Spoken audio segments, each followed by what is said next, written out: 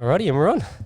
How you going, James? Good, Johnny. How are you, buddy? Yep. So bring that mic right up to you. Yeah. Yeah, good. That's better. I can hear you now. I'm well. Yep.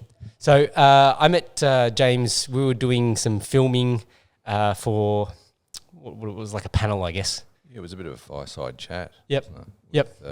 With the election in mind. Yep. Yeah. Yeah, that's better.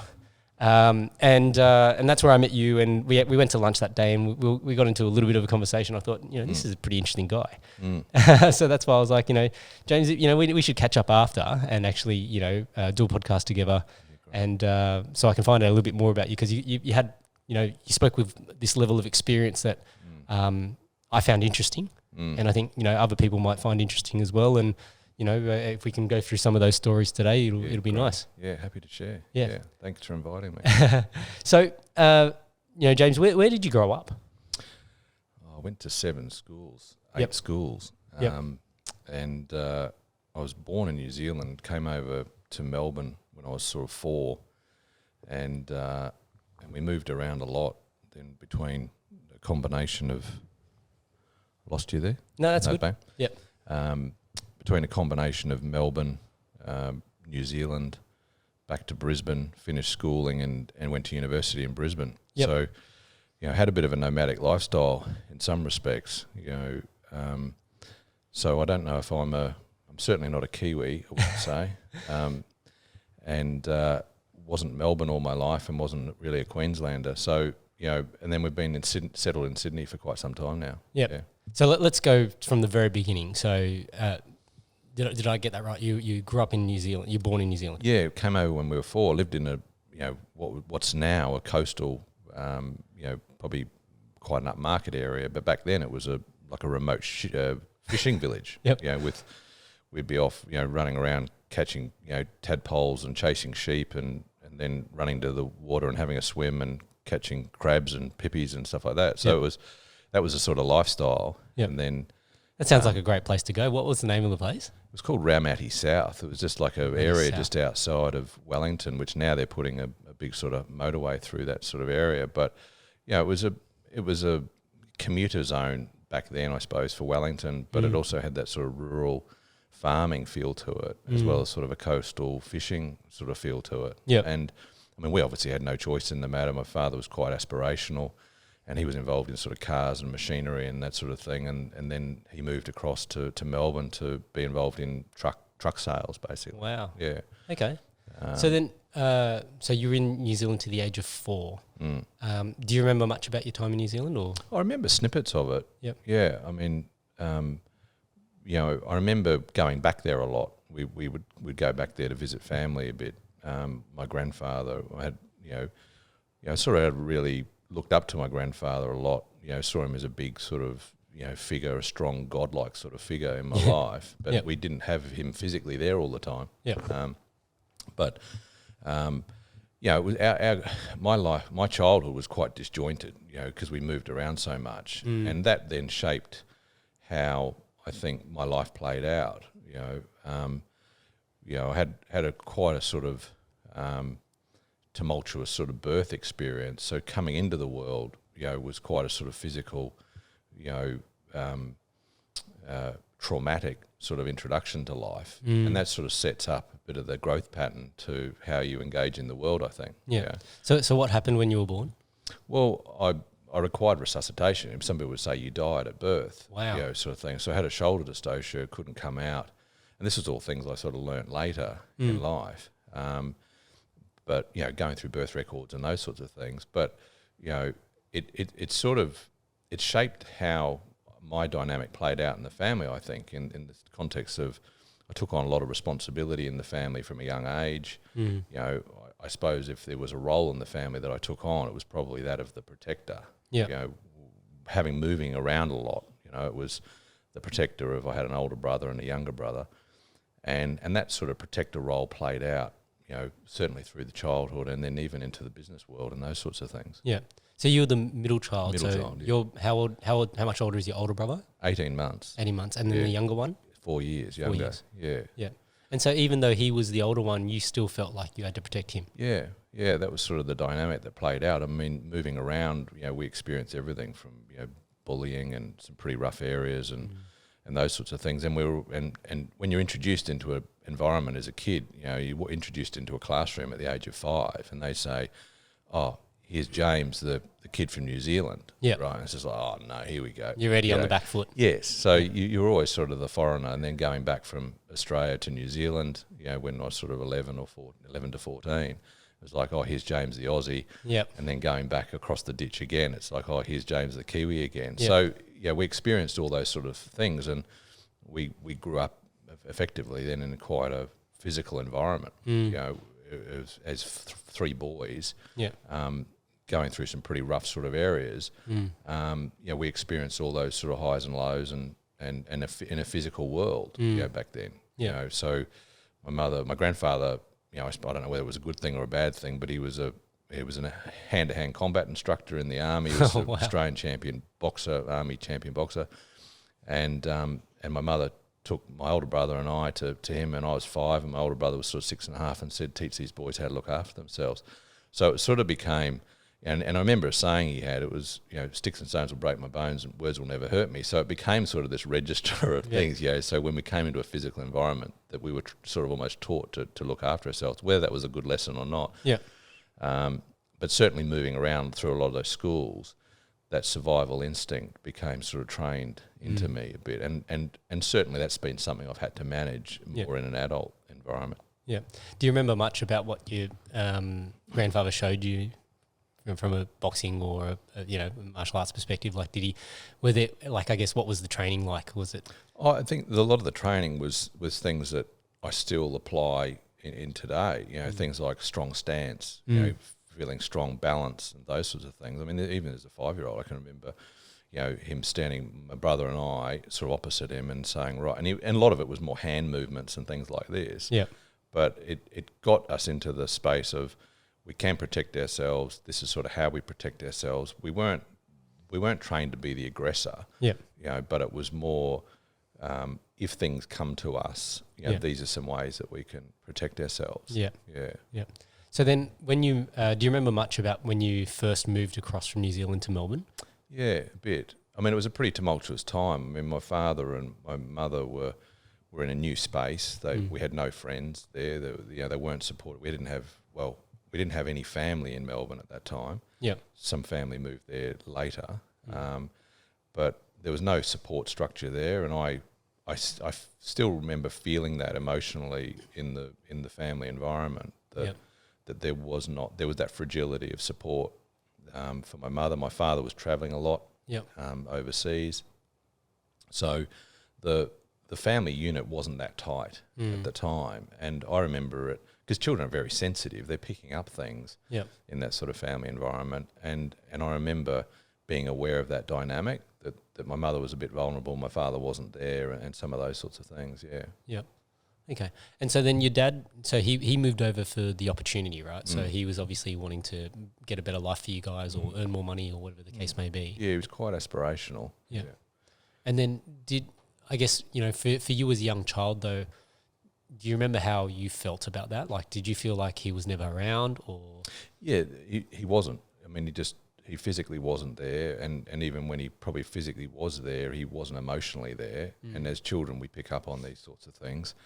And that's that bit of that sort of post-war mindset. It was very much about the job, the role, the identity, who we identify with. Oh, I'm a doctor, I'm a businessman, I'm a lawyer. You know? And he was very much into that mode. I mean, his family background, there were a lot of aviators, pilots. I mean, that's the Mollison name. Jim Mollison was a very famous aviator. He's in that family, in my father's family lineage. There was a line of aviators in that family, and it was a lot of war. So there was a history of that, and I think there was post-war shock that he was subject to, that then played out into, I think, why he was so sort of aspirational, leaving home at a young age, and taking on the world. And so I respect him for that.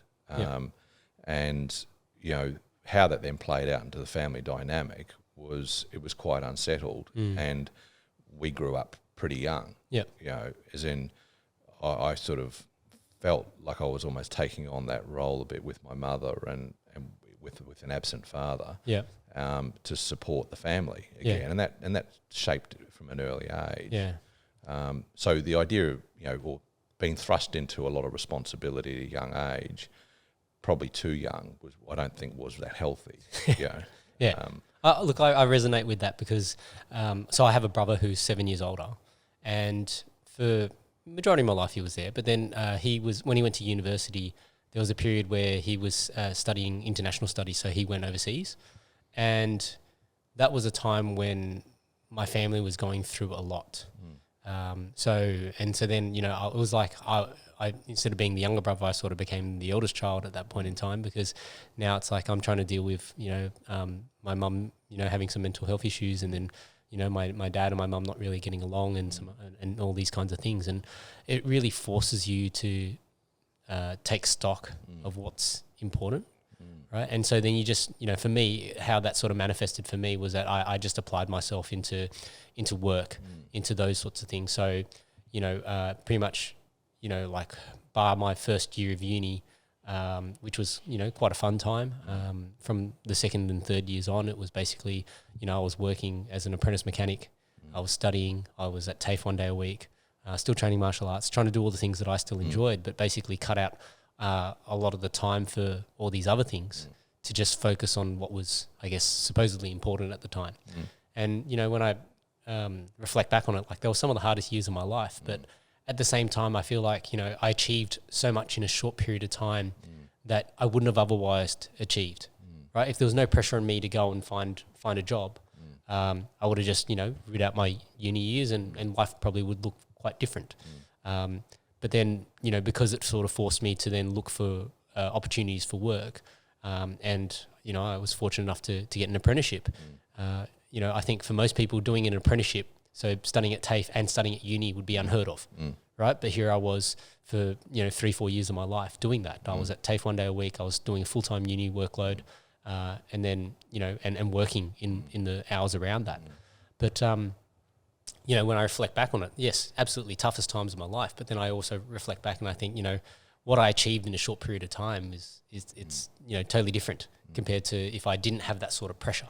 Yeah, that's right. So it's that old adage of pressure makes diamonds, right? Like, without pressure, you can't really go and achieve or set yourself on a pathway for anything substantial, right? So, you mentioned obviously that you always felt like a bit like an outsider. When you're flip-flopping between New Zealand and Australia. Like, I guess when it came to generating friendships and those sorts of things, like, how did that sort of impact you from a schooling, friendships, and those sorts of things?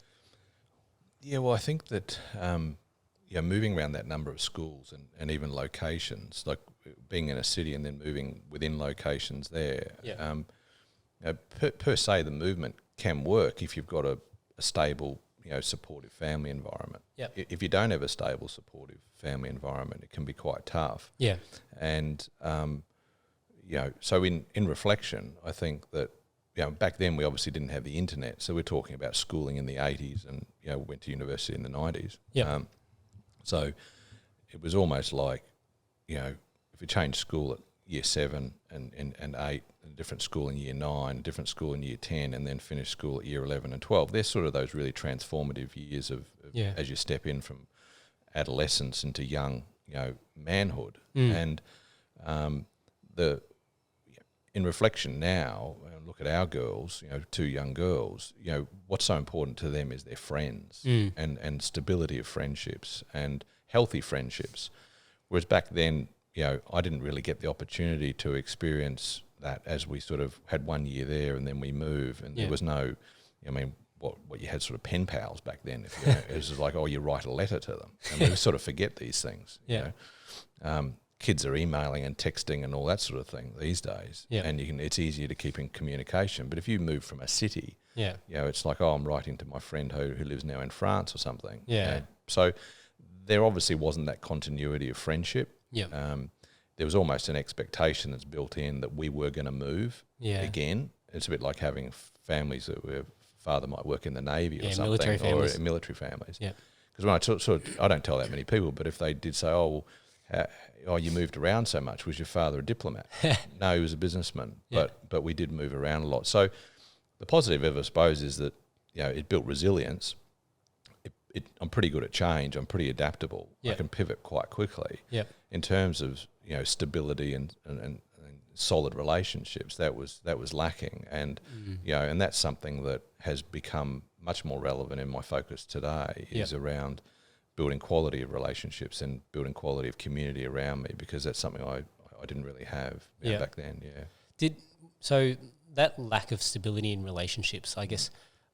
And we can jump forward a little bit here, and because I'll always try and bring it back. But I'm just curious whether that manifested in certain ways, whether it was in business or life. Absolutely. I mean, the thing about people discount birth, and I've done a lot of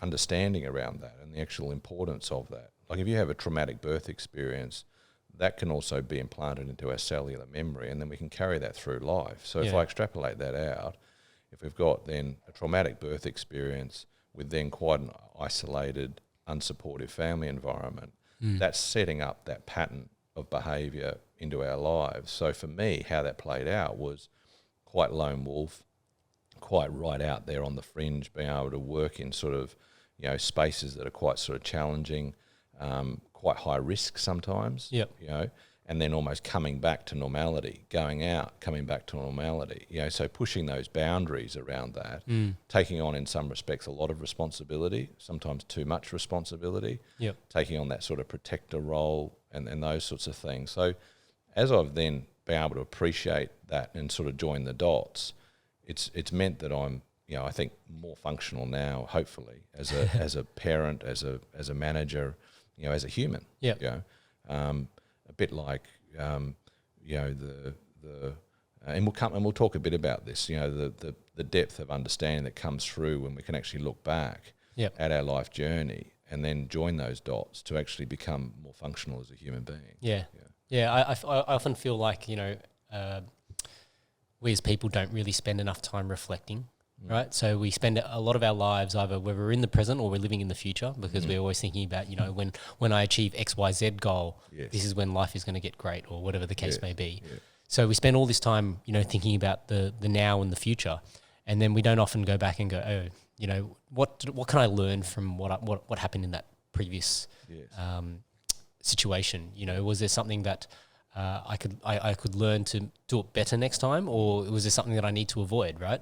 So one of the things that I became, really big on was that self-reflection piece, and I sort of thought of the way I would sort of word it was like, if you think about your life in thirds, a third of it is the past, a third of it is what you're doing in the present, and the third of it is the future. No one particular element is more important than each of the other. That's why they're equal thirds. But then the problem is that, a lot of the times we don't actually think about what have we achieved in the past, or what were some of the mistakes that we made to actually make better decisions that impact both our present and our future, right? So, I guess for you, when you were going through high school and things like that, like how would you describe yourself as a kid? I know that obviously the lone wolf thing, and then the moving around obviously has a bit of an impact, but did you have any idea what it is that you wanted to do in life? It's funny you say that. I mean, I think I was quite an isolated, in some respects, suffering from the loneliness of that moving around and that lack of sort of family support. But I was also had this sort of steeliness. I had a toughness to me. I obviously had gone through, particularly if I look at my stepping into sort of my teenage years, growing into your adulthood. Stepping into becoming a man. I mean, they're tumultuous times for any young man anyway. What does masculinity mean? What do these sort of things mean? And how am I relevant, in the world?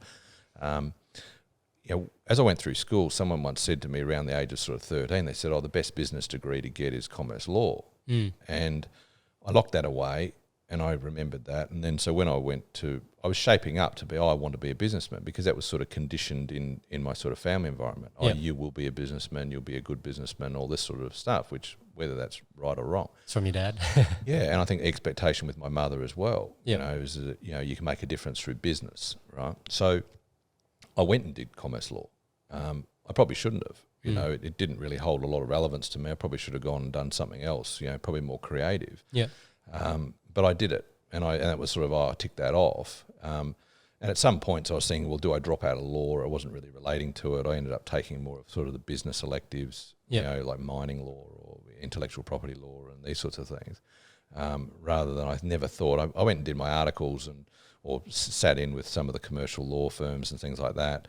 But I thought, well, that's not for me. I went and did, you know, some accountancy scholarships with, you know, some of the big accounting firms. I thought, well, that's not for me. So I was thinking about, I probably was manifesting things about where I wanted to go, but sort of not knowing at the time, if that makes sense. Yeah. You know, it was very much sort of conditioned that, oh, you are going to be successful. You know, money was a big part of that. Yeah. Right. But at the same time, as I sort of finished school and then I entered university, I was, you know, playing rugby, going out at university as we were, you know, but also at the same time I was interested in humanitarian things, and I was studying, you know, philosophy and Descartes and Saint-Exupéry and, you know, Jung and these sorts of things. So it was sort of this funny mix of this steeliness and toughness to me, you know, having grown up in that very physical world and still playing that out on the rugby field. Yeah. To then actually studying philosophy and psychology and these sorts of things and applying that to be, well, you know, how do I become a better version of myself? And if I am going to be a parent one day, how does that play out? You know, so I was thinking about that, and I do remember thinking about that at the time and doing a lot of work around that. But I also realised, I think, that I was going to go into some sort of business environment because I was never going to be an inheritor of wealth. And I thought, well, if I am going to be effective in any sort of world capacity, I need some money to do that. Money is a tool to be able to achieve those sorts of things. And I remember thinking about that in that way at the time. It wasn't that, oh, hey, I need to have $50 million in the bank or anything like that. It was like, I need to have money to be able to achieve things from a humanitarian sort of perspective. Absolutely. Yeah. Yeah, I think, you know, people often neglect or they like this ideology that you could put, you know, that in an ideal world, you know, everything would be equal. But I think if you actually look at the lessons of countries that are in a better position than other countries, they're the ones that can tend to help the most people, simply from the perspective of that in countries where, you know, living conditions aren't as good. So let's say a third world country, quite often the system becomes so corrupt because everybody's eating themselves to try and get ahead. They're not really worried about bigger picture issues of humanity and humanitarian issues and things like that. Whereas, you know, in countries where like in Australia, where we have such a fortunate standard of living, we can think about all these other things and try and solve some of these other problems, you know. But I think you can only get to that stage as you would come to realise that you need a certain level of power, and money is power, to actually make that influence. I'm curious, you know, when you studied these philosophers and things like that, because I always, you know, and I only worked this out later in life, is that, you know, all of these experiences that you're having as you're growing up, these are all filters that you view the world from, right? And so a lot of the times we probably don't even realize that we have these filters when we're looking at outcomes in certain situations, and, you know, how we, they call it the see, do, get paradigm. So how you see something determines what you do, and then what you do determines what you get in response, right? And so, you know, the way that was, I guess, you know, you can explain that is like, let's say, you know, you and I, we're at a dinner party, but we don't know each other. And you're involved in a conversation on the right hand side of the table, and I'm involved in a conversation on the left hand side of the table, and then, you know, excuse me. So I sort of, you know, I look to go and start a conversation with you, but I see it feels like, oh, you're ignoring me, you know, because you're involved in this other conversation. So I just go, okay, well, you know, he's too busy to talk to me and doesn't want to know me, so I won't know him either. And so what do we get at the end of the day? We go through this whole dinner experience, and neither of us have said a word to each other. And at the end of the night, you know, we're probably talking to our partners going, oh, geez, that James bloke, he was a bit of a prick. Like, he's so rude. He just ignored me, right? And that was like the filter that we applied, because that's how we saw things, right? But then if we revisit that whole experience again, and then instead, you know, I look at you in a conversation over there, and I think, you know, I want to try and make an effort to get involved in this conversation. And suddenly, you know, I'm engaging in the conversation that you're engaging in, and then you and I, we start to talk, and then we realise that, hey, we got a lot of things in common, and what we might get as a result of that. So, you know, what we've done is that so what I saw was an opportunity to chat with you, What I did was I engaged with you, and then as a result, we've managed to form this great friendship or a relationship that, could last for a long period of time, right? So, these filters they're ingrained in us from, whether it's through our parents, whether it's through our friends, all of these things that we experience in life, we then apply those previous experiences as a determinant to what might happen in the future, right? So I guess, when you've started to then learn about, philosophy and some of these different lenses to view the world, was there a particular, epiphany that you had, or was it, this series of trying to go through, this contradicts what I thought about this? Or like, how did you sort of make sense of it all? Well, I think it was about applying the human condition to myself as well. So effectively when if we're reading Jung or someone, and, so yes, we've got this kit bag of life on our life's journey that we've got behind us. But if we're reading and we're processing some understanding around psychology or something at that moment in time, then there's a responsibility, and I remember it at the time, of applying that to myself. And, in the Art of War sort of concept, it's like, know thyself better, know thy enemy. But it was also about knowing myself better to be a more effective, person, to be a more effective, if I was to be a father down the track, or if I was to be a manager, to be a more effective business person, or whatever it might be. So, that depth of understanding, I needed to be able to understand myself in a better way. I then needed to get that to a level of functionality. So, I mean, as a young man, for example, and, all I can relate to is what it was like for me growing up, and I can look at it now through the lens of my kids. But, it was hard enough going through in the era that I was with the understanding masculinity, stepping into that. And there was definitely that very sort of physical aspect of that. So understanding the yin and the yang of ourselves. Yes, our capacity for love, our capacity for sensitivity, but also the capacity for hate, capacity for fury. And if we can understand that aspect to ourselves, then we can extrapolate that out through everything that we're going to do in our future sort of endeavours. So, I was applying that, whether I fully sort of connected that in myself at the time. Now in hindsight, I can look back at that part of the journey and say, well, that was an important part, but it also set up these future experiences as to where I sit today. As we go through these various crises, and we can have crises of consciousness, crises of relationship, financial crises, whatever those crises might be, we might confront them as we step out of adolescence and into adulthood. But if we're having a crisis it could be a financial crisis, it could be a relationship crisis, it could be a family crisis, it could be a health crisis. Whatever those crises are, and I've been through some of those, and I'm happy to talk about them. But we get closer to our why, I think. And by us going through those crises, and at the time they're bloody terrible, and we're in probably a dark patch, and we're sort of going, why me? And it's, this is a burden. It's not a blessing. This is a burden. But actually then being able to go through that crisis, get closer to our why, and then keep that life journey going, our kit bag of life, then I can think we can be much more functional as a result of that. So I guess, two questions that pop up for me from that. The first question is, what have you sort of worked out is your why? And then, I think let's then look at what happened post uni and what were some of the things that you got into, so we can go through some of those stories. When we're kids, I mean, I with the girls growing up, I go to some of these school events around positive psychology and how children are developing, and I look back at the expectation or the weight of expectation as a 17-year-old or 18-year-old to choose what you want to do at university. And it's like, there's an expectation that you should know what you're going to do. It's like, I didn't know what I was going to do. I was making out that I sort of did. I want to be a businessman or whatever it might be, or a lawyer or a tax accountant or a vet or a doctor.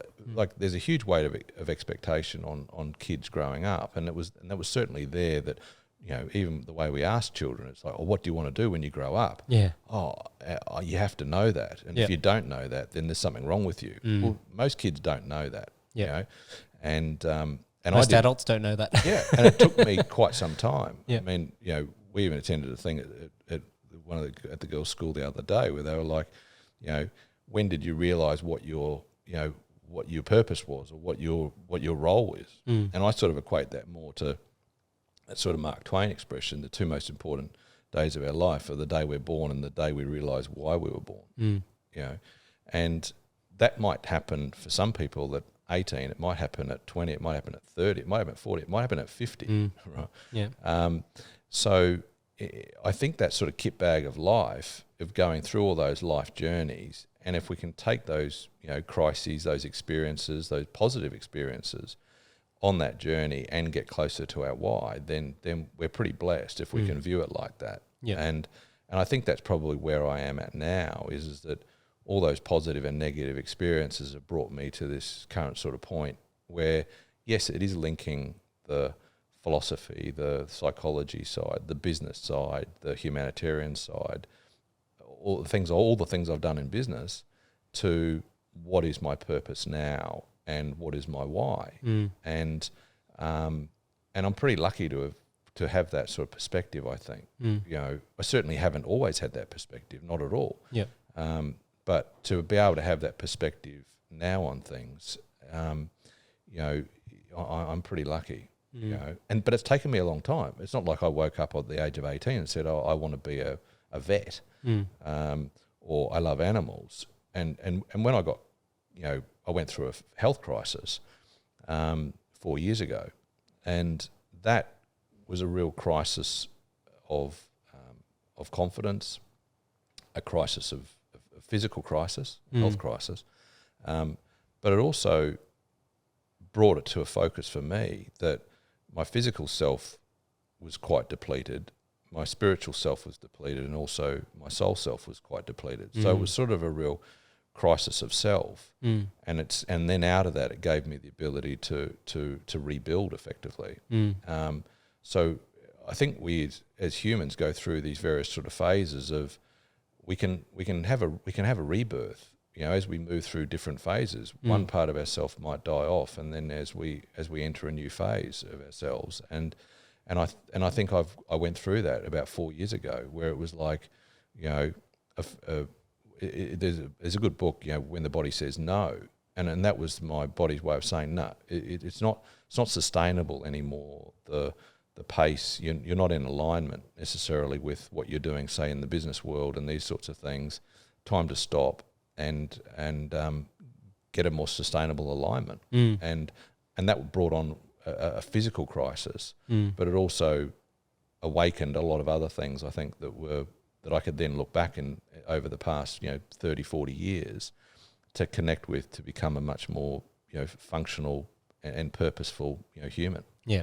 I think a lot of people experience that. So, and when I say that, so for me, what I used to find is that, I'd be working, and then the time that I'd want to go on holidays or take a holiday, you get sick for the first week of your holiday, just from your body just, adjusting and letting out all the stresses that you've put on it over the last period of time. And then you'd get, I'd just get like a really bad flu or a cold or a sickness like that. And I'd be like, feeling like, death for a few days as the body recovers. And then after that, you sort of, find that balancing point, and you come back to normality. And then you enjoy the rest of your holiday, and then you go back to work, and then you do it all to yourself again until the next time you take a holiday. So, I think a lot of people experience that, where, they don't actually realize the stresses that they've got themselves under until the time when you take your foot off the accelerator pedal, and then everything starts to just go, ugh. What's going on here? You're no longer asking me of this and this, and so the body just goes, okay, it's time to actually recover a little bit, and that probably involves dipping too far into the negative and forcing you to have some bed rest and things like that. I think too we underestimate our need to heal. If we look at it on a collective, humanitarian sort of collective perspective of, where are we on that journey, but also individually, where are we on that journey? And sometimes we just need time to heal. Yeah. And that's not a particularly masculine thing to say. It's certainly not a thing that a lot of those sort of, rugby playing sort of mates, that's not a conversation that we'd be having. Yeah. But to even acknowledge that men need a time to heal, that the planet needs a time to heal, that humanity needs a time to heal. Yeah. But certainly, like 4 years ago, when I was confronted by a serious health crisis with an autoimmune condition of which I knew nothing about. Yeah. And in the same family as multiple sclerosis. So how did it onset? So I guess when did you first figure out something was wrong? Well, I was in the city heading to a meeting with some lawyers, funnily enough, and I just was feeling that my legs were quite uncoordinated. I was sort of like shuffling my legs, and I just thought, as men do, I've got a flu or must be something. I'll brush it off. Yep. So that was the Wednesday. Thursday, I nearly fell down these stairs as I was leaving another meeting. My legs sort of gave way. I then went to the shops on the way sort of home to pick some things up, and I couldn't get the groceries out of the shopping trolley.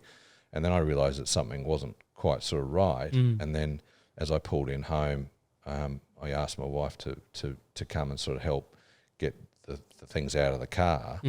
And then I was struggling to walk up the stairs and these sorts of things. So that was the Thursday. Yep. We then booked in to see the doctor on the Friday, and then Saturday, luckily at the sort of insistence of a friend at the school sport, where a local sport, where she saw me quite uncoordinated. She's a doctor and a friend, and she was seeing me quite uncoordinated with my hands and feet, and I couldn't catch a ball, and which would be normally easy sort of things. Yeah. And that afternoon, she'd rung through to hospital and said, I'm on my way, sort of thing. And luckily she did that. So part of with those sort of conditions is catching them early. So it was sort of like day 3 of the onset of those symptoms, and then I was in hospital on the Saturday.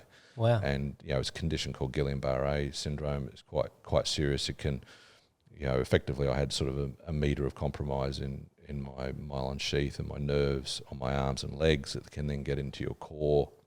And if it gets into your core, then it basically shuts down your respiratory system, and it can go into you. It's effectively a chronic central nervous system condition. And then so I was then in hospital, and then getting treatment for that.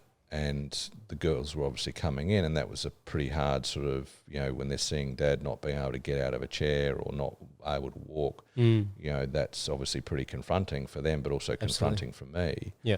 And then it had a cognitive effect as well. I couldn't sort of, read. I was very slow in conversation. I'd be forgetting names and, forget where I was and things like that. So it was a sort of cognitive impairment as well. And then that cell, really helped put a team of people together. So I was on a course while I was in hospital, really just to stop the degeneration.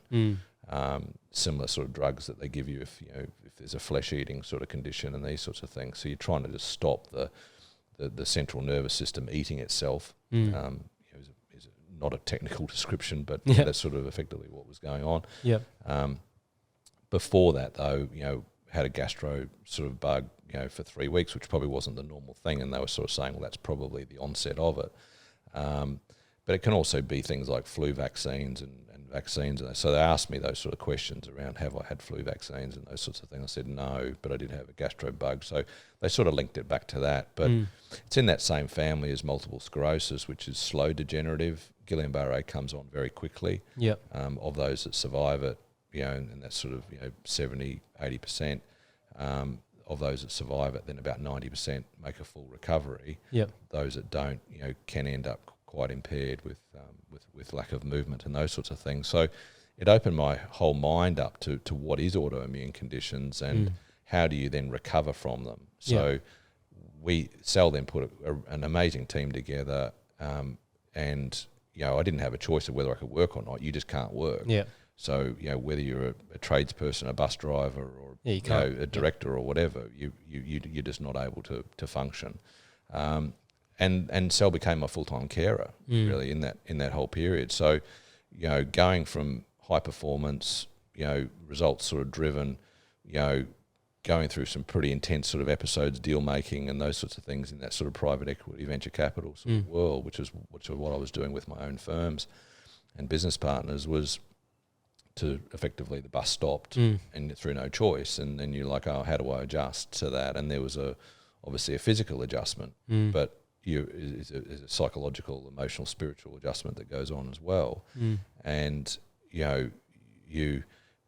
I had one thing I might be doing a day, and that might be going to a medical appointment, and that's basically coming home and you're in bed or you're resting or whatever. So there's that whole, adjustment to what am I doing here? And, you have quite a lot of time to think about that, not through any choice of your own. Yeah.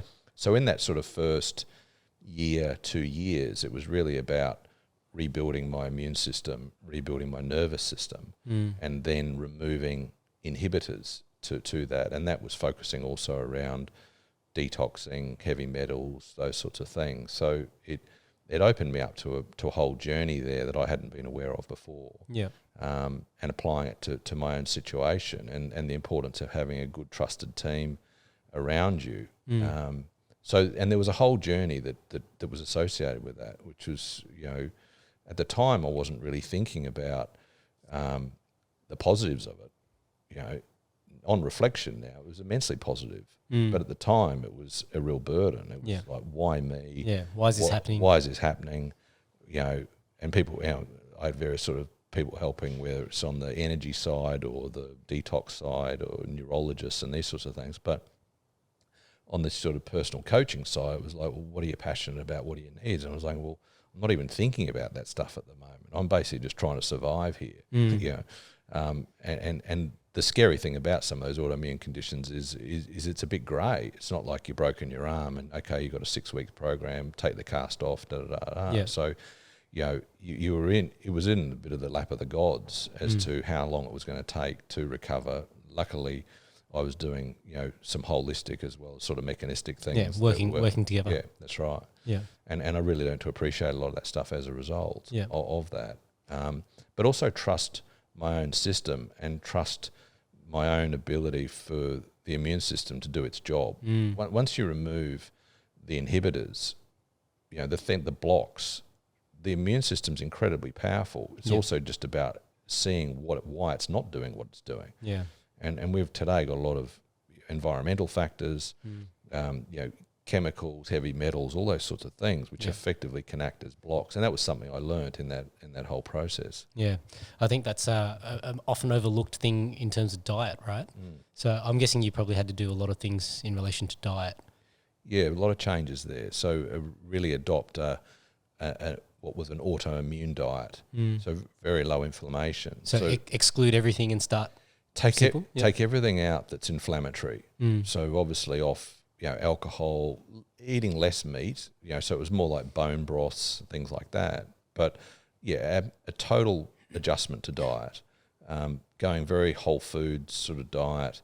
I was a lot of juicing, so organics, so celery juicing, heavy metal detox smoothies, juices, and all those sorts of things. So just giving the body an abundance of alkalines, an abundance of antioxidants, and low inflammation. So anything that the body could treat as inflammatory, removing those. So coffee, alcohol, anything too stodgy, hard for the body to process.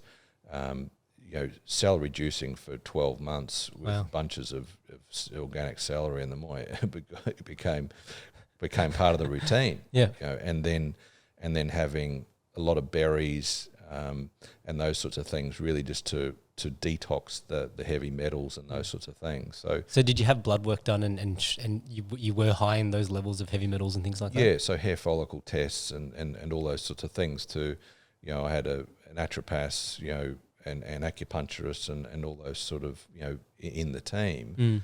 But doing the diagnostic work around why was the immune system so compromised, but not sort of lingering on it. It's just sort of identifying it as what are going to be the inhibitors to allowing the immune system to do its job going forward. Yeah. And in my case, it was a mercury, a whole combination of things, but to remove the mercury, which can variously sort of locate in organs and those sort of things. So, colonics, a very deep cleanse program, but at the same time cleansing the mind. And, so it was in Chinese medicine, they're viewed as one.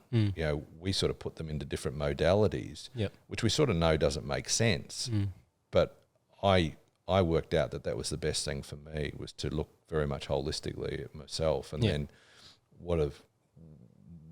and do a lot of work around energy and even just understanding myself and those sorts of things to remove any of that toxic energy and be able to then provide my body with the best opportunity to heal and trust itself. But also trust myself and my mind, and getting out of the sort of intellectual self to be more into the intuitive self and allow that process to happen. So that's sort of linked into what we started the conversation around childhood, is we're not trained as children to even learn about what is our intuitive self, what is our soul self. When we have a blink or a reaction to things, what does that mean? And how do we process that? And what's the importance of that? We're trained very much around our intellect and our mind and the power of our mind. But in terms of actually the power of our intuition and being able to back our instincts on things, that became very important as part of my healing process. Well, I think, when you think about animals, right, like a lot of them, they act on instinct. Right? So the way that they react to certain situations will be based on, do they sense a feeling of danger, and or should they be fearful? And I think, that's, and we see it in kids, right? Like kids have to learn that balance between curiosity and fear, right? Because if you have just purely curiosity, so I'll give you a perfect example. The other day, my son was playing with the rubbish in the recycling box that before, we'd thrown it out. And he's gone and grabbed one of the tin cans, and he's decided to shove his finger, into the tin can, but the lid was in there. And so, he had his finger trapped between the lid of the tin can and the side of the tin. And, obviously started freaking out, thinking that he's going to lose his finger. And so, the learning for him from that perspective was, hey, curiosity is great, but, you got to be able to also work out whether you're going to be able to get yourself out of this situation, because, like I think, everybody's natural instinct would be to rip your finger out, which would probably have taken his finger off, right? As, the lid sort of, where it's jammed, as you're pulling it up, it's going to cut his finger off. Yeah. And so I had to, I said to him, oh, okay, stop for a second. And I said, okay, let's push your finger in more first, and then, push the lid down and then pull your finger out. And, he was upset, but I think he learnt a lesson there, that balance between, having some fear or some respect of what you're doing and balancing that out with your curiosity of wanting to, play with all of these weird and wonderful things, right? And that's, I think a lot of that is how kids learn, right? Like they learn through experience that, hey, if I jump on the couch and I fall off, hey, that's going to hurt. Absolutely. Right? And then, I think as parents, we have this instinct to always be like, oh, don't do that. But then sometimes, from a child's perspective, they need to actually learn that lesson, for themselves. And that's, right. What you're talking about with your intuitive self, right? Like you need to be able to trust yourself to make these decisions that, hey, yes, you might play around and do stupid things. And, 99% of the time, something's not going to go wrong. But you also need to experience that 1% of the time that things can go wrong to appreciate that, hey, things can actually go wrong. Like my son probably could have put his hand in a can, 10 times and he wouldn't have gotten his finger stuck. But just that one particular time where that lid was and how he stuck his finger in, well, he's got his finger stuck. Yeah, that's right. Yeah. So then from a recovery perspective, I know we've sort of jumped straight to the health crisis, but I want to sort of finish back on this, and then we'll go back and talk about, the work journey. So from a recovery perspective, like when did you sort of start to feel like, hey, I've turned a bit of a corner here? Yeah, it was probably around that sort of 18-month mark where the immune system, the central nervous system was on a journey to recovering. The symptoms that I was feeling, were around uncoordination, numbness, in hands and feet, an impairment of sort of movement and those sorts of things. So as the nerves started to rebuild, those nerve pathways were reconnecting to then get functional movement back in my sort of arms and legs. to then moving on to then more the cognitive and fatigue sides of things. So it was, one was physical recovery through, rebuilding of the nervous system or repair, to then moving more onto the cognitive and fatigue. So that sort of transition was probably around that sort of 18-month mark when I was able to do that. Yeah. Yeah. And did that change your mindset a little bit as well? Like, did you suddenly feel a bit more hopeful about what was going on? Yeah, well, that's really when that positivity started to come through around, some of those questions that were being asked early on in that journey around sort of passion, what do you want to do next? What are your needs? What are your principles, values and beliefs? Yeah. That's really when that sort of journey started more. And then that's really when it linked into some of that humanitarian work and really the impact piece around health, wellness, and then building that in as a project that I wanted to be involved with going forward. And that was probably around that sort of point when I started more seriously to be focusing on that. Yeah. And that was, I think, that sort of tipping point from burden to blessing, to look back at that experience and go, well, that happened and that's been a positive experience because it's actually forced me to now look at some of these other things and then repack them effectively to then say, right, there's now a path forward, and I can take that on in a really sort of positive way rather than just moving on and not connecting that crisis that I'd just been through. Okay. We'll get to that. I want to sort of pull it back a little bit now. So once you completed your commerce law degree, what was your first sort of foray into the workforce, and I guess what was how did you find that experience? I went into stockbroking, and at that point I moved from Brisbane to Sydney. I started working at Bankers Trust, which at that time was well known as sort of a funds management business, but there was also an investment banking arm, and there was a trading floor there, which was the sort of biggest trading floor in the Southern Hemisphere.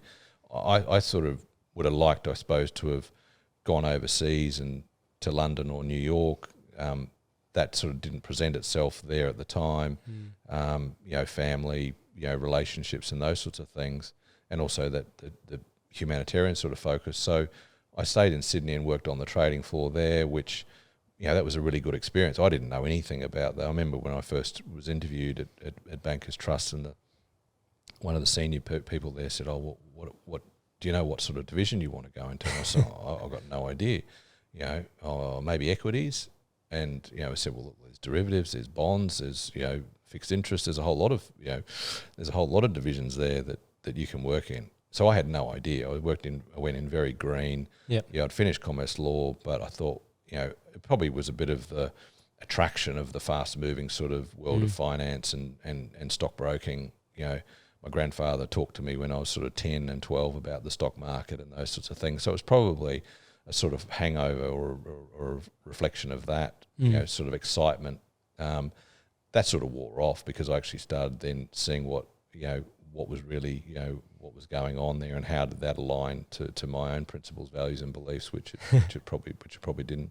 So, do you have any stories about some of the things you saw that, you look back on and go, wow, how did we get away with this? Oh, well, at that time when I was there, we went through, the Asia crisis, the Russia crisis. There were books being written on Wall Street. They became movies, and they actually involved some of the firms that I was working for, Bankers Trust and UBS and those sorts of things. And, there were derivative scandals and firms being blown up, and then there was Enron and all these sorts of things, and particularly what was going on in financial engineering and the derivative space. And, there was expressions coming out of the US like, there's blood on the streets, let's go and kill somebody sort of thing. It was like, what the hell, what does that mean, But the trading desk where I was, there were people coming off calls going, I've just blown that client up. I was just like, what? What's going on here? As you sort of, selling out people out of one thing and then putting them into something else, or there's a transfer of risk or these sorts of things. And, at that time, you had sales targets. It was taps on the shoulder. What are you doing today? Are you selling this? Are you buying this? Those sorts of conversations. And it was just like, well, no, it's not the right time to be doing those sorts of things. And I was very sort of eyes wide open to sort of all ears and listening and sort of seeing how more the senior people on the desk were dealing with things. And to be honest, wasn't particularly impressed with it. Yep. And I thought that there was a pretty shallow knowledge base. But in the context of how I look back on that, there was the whole Wolf of Wall Street sort of era, and then there was also the Gordon Gekko greed is good, which was going on through that sort of 80s into the 90s. And in my reflection, I look at that now and I just go, well, the 90s, or 80s, 90s was sort of the age of the narcissist. And then it then became almost the age of the psychopath. And what do I mean by that is that training of narcissistic behaviour was running right through the whole stockbroking industry and hedge funds and those sorts of things. So it was like you were being trained on how to sell things that people didn't really want or didn't need. And that then flowed through into real estate industry, the whole thing. So it became then a sales technique, quite an aggressive sort of sales technique that was running through Wall Street, and then it went right through those sort of Wall Street firms all around the world. Yeah. And I saw that sort of really narcissistic mentality coming through in the business world, in investment banking, in stockbroking, and in law, and a whole range of things, because we almost out of that 80s, greed is good, all that sort of era, it became okay to, and almost conditioned to behave like that. And that became part of the sales programs. And I was part of that, and I saw all that going on, and that's why I moved on from that, and I ended up founding my own asset management, sort of wealth management firm, in sort of 2003. I left those firms, UBS and Bankers Trust, and I derivatives traded, was trading futures and derivatives for a period, through September 11 and that whole era there. Was running it more as a proprietary, trading book for myself, and then around 2003 got one of the first AFSLs, Australian Financial Services licenses, and started my own asset management, wealth management firm. Yeah. So from a mental perspective, right, like what you obviously had this confidence to go and do this on your own. What do you think was providing you with that confidence? Was it like a little bit of youthful exuberance, or was it you felt confident in the way that you'd conducted yourselves over the past few years that you could go out on a limb, do this for yourself, and make it work? Yeah, I think I always had sort of a steely confidence in myself. I didn't necessarily have good mentoring around me. Like, there wasn't a good support structure. Like, I didn't sort of have wise counsel from my father or something like that. I wasn't, although I absolutely looked up to my grandfather, I didn't have the benefit of being able to have his insights. And, he passed away when I was sort of 16, and he was probably the figure in my life that I really sort of looked up to. He was the chap that gave me sort of self-defense training, and he was big, and he was, sort of this Scandinavian sort of god that I looked at, and I saw this blend of physical strength, but strength and sensitivity in him, and that was what I adored.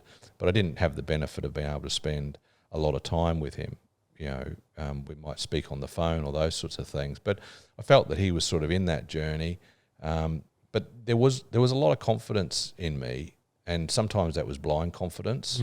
It was, we're going to do this, or I'm going to do this, and then it wasn't sort of almost thinking out those back steps. Now I think I'm a lot more effective at doing those sorts of things, like balancing out risk with reward and all that sort of things. But back then it was, I can do this, and there was a steely resolve and a confidence in being able to do it. I mean, when I went into stockbroking as an example, I had no idea what I was doing.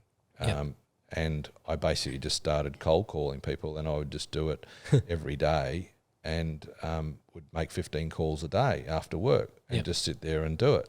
And and then at the end of the first 12 months probably had over 500 clients, and then I just sort of just kept going, and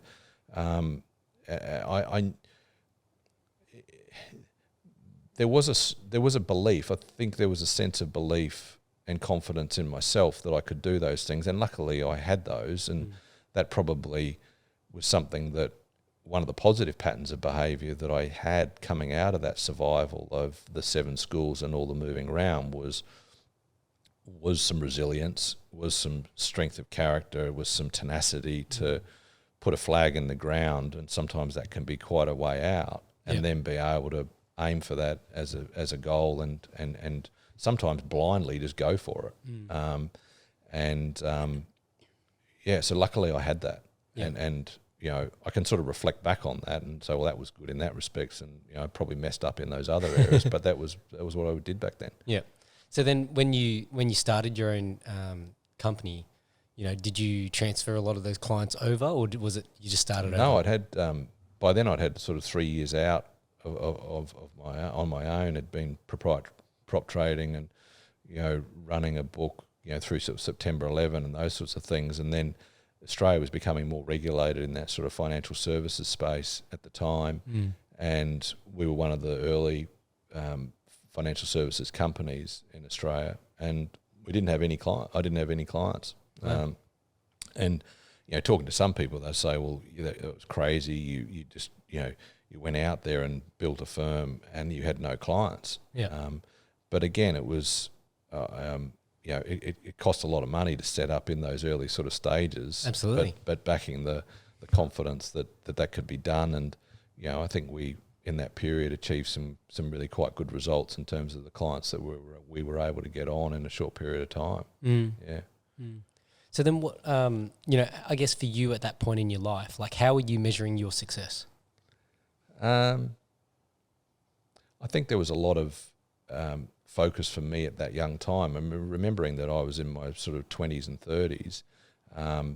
There was a lot of focus around money. You know, there was a lot of focus around who am I? You know, because we've been conditioned, and my pattern was certainly around, oh, you're a doctor, and even like if you go to a dinner party or something, people say, what do you do? You know, oh, I'm a stockbroker. That's pretty. Oh, people go, oh wow, that sounds really cool. Yep. Or I'm a doctor, and we then start identifying with those roles. Yep. And I think at that time, in my sort of 20s and 30s, I was very much still sort of wielding the sword, you know, sort of chopping heads off and sort of thing, learning about how the world worked. You know, not necessarily having great mentors around me, but I needed to make some of these own life experiences, mistakes myself. But I think I still was also operating to a sort of role mindset, and I identify with that role, and that makes me feel good. And remembering that in financial services or in banking in that investment world, you're seeing a lot of money moving around, and then it almost becomes a delusion that some of that money is yours, or that unless you've got lots of money in your account, you're not worth anything, which is a totally false false thought, obviously, but you know, unfortunately, that has you know, perpetuated quite a lot, I think, through that sort of, you know, investment banking sort of mindset and banking mindset generally, and particularly, you know, as there's an affluence and a wealth that's built up in our developed world. But I certainly fell into that, you know, sort of pattern. Yeah, I think that's in any industry. You know, I throughout the whole political journey over the last 6 months, you know, I was telling people the story about how, you know, for the last 17 years I was in the automotive industry. So a large portion of who you think you are is attached to who you are in that industry. And, you know, when you no longer have that as a crutch to go and say, oh, that's, you know, what do you do? Well, you know, now it's, you know, it's more difficult for me to say, what do? I do a whole bunch of different things, but, you know, I guess, you know, even in your own mental space, you probably don't hold them to the same level of gravity or accord that you did from having a specific job title and a specific business or something like that. But it's funny because, you know, when you actually think about it, it's like, you know, famous people, right? So people will often look at, you know, somebody who's famous and go, oh, wow, you know, like this person's famous. Where to that individual who might be famous, that's just who they are. It's just life. Like they don't look at it like they're any different to anyone else. And so I look at things from that perspective sometimes, and you know, it's like I think we very much beat ourselves up on, you know, where we're what sort of status we think we're at in life, when we've devalued the one key thing that we are all, which is human. That's right. Right? Yeah. So, you know, I always find that interesting, you know, and I think, you know, even in our own mentalities, in our own, you know, whatever industry we're in, I think that those sorts of narcissism is inbuilt in any industry, because I think, you know, so I the way I often, you know, visualize this, right, is that if we think about, you know, let's say a plumbing business, right? And so if I'm a plumber, I might be an owner-operator. So I'm the owner, I'm the manager, and I'm also the employee who's doing the plumbing work, right? And then let's say that, you know, I run a very good plumbing business, and at some point I realize that, hey, you know, I can actually outsource some of the work to some of my other plumbing friends. And so suddenly, you know, I've got subcontractors who you can also call employees. And, you know, I might still be the owner, the manager, and the employee, because I'm still doing some of the work for myself. But I get to this point where I realize that, hey, you know, I've now got enough work where I no longer need to be the employee, right? So now I can elevate myself into this category of being an owner and a manager, where, you know, I'll get the work and divvy it out to, you know, the guys who are subcontracting for me. But I'm no longer the guy that physically does the plumbing work. Yeah. And then we get to this point where, you know, perhaps my business keeps growing, and then I realize that, hey, you know, I need to get somebody on board to run my books or do my marketing or do my administration or whatever. And suddenly, so, you know, I've created this extra layer that might be in that management layer or in that employee layer for people to do other aspects of my business.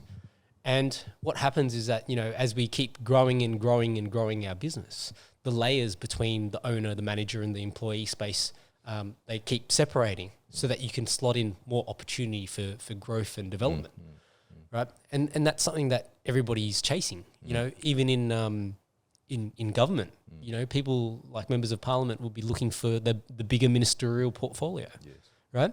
And so by nature of being human, we want growth.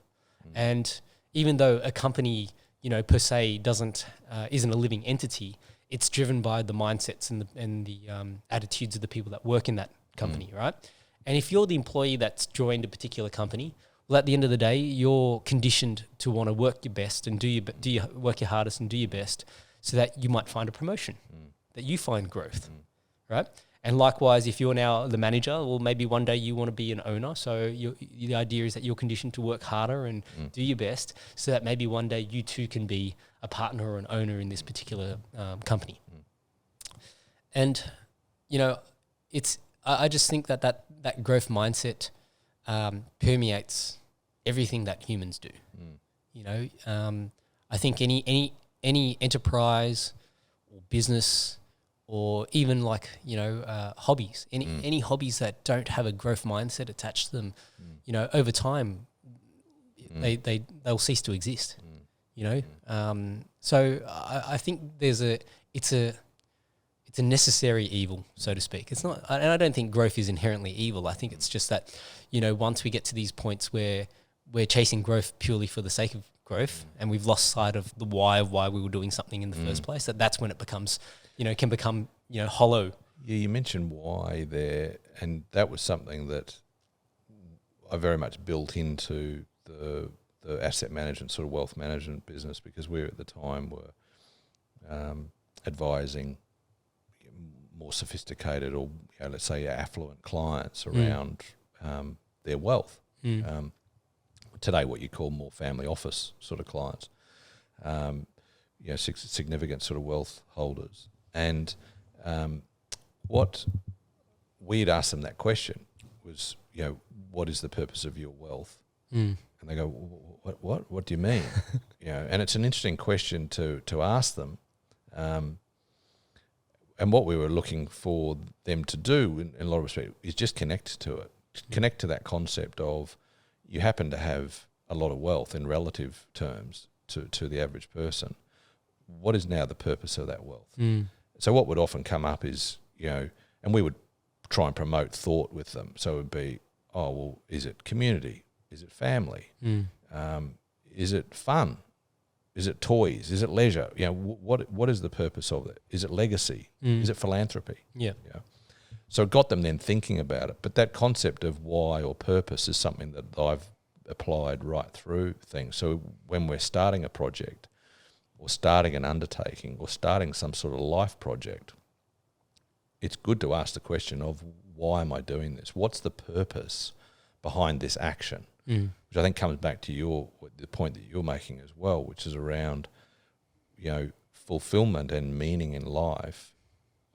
That's what I've learned through all the sort of, you know, years of experience that I've now had in different things in business and health and whatever, is if we can integrate that meaning or purpose, that puts us a long way further down that happiness curve.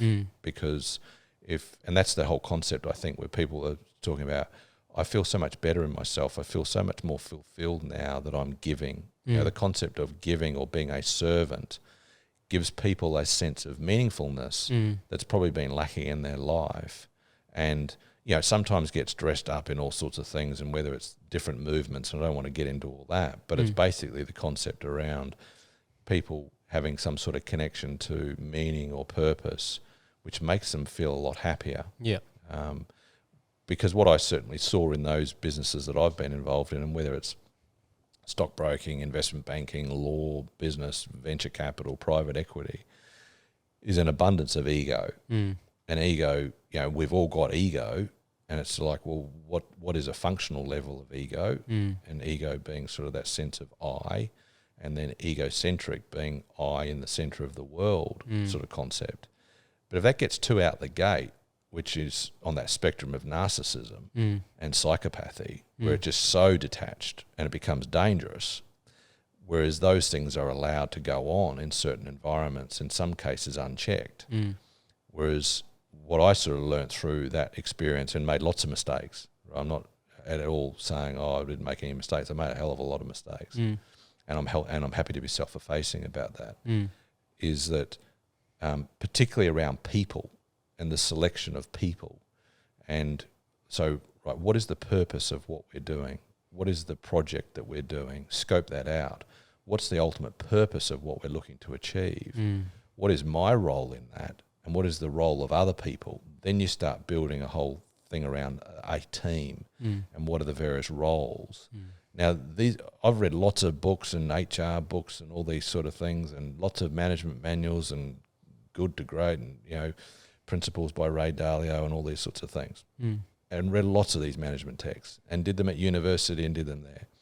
But one of the things I have learned is, and it's really been the power in the last couple of years, is now being able to trust my instincts around people and what that instinct is telling me around people, and be able to trust my own energy that I'm bringing into a project, and trust in the energy that the other people are giving to me and the project as well.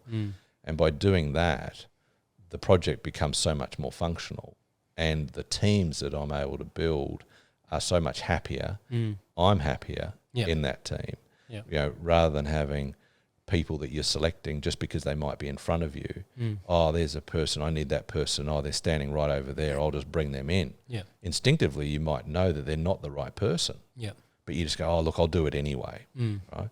And you're just kicking a can further, kicking the problem down the road. It's going to resurface. You know instinctively that person's not the right person, but you've selected them and you've brought them in knowing that. You didn't trust your instinct. And I'm talking to myself here, is I didn't trust my instincts around that.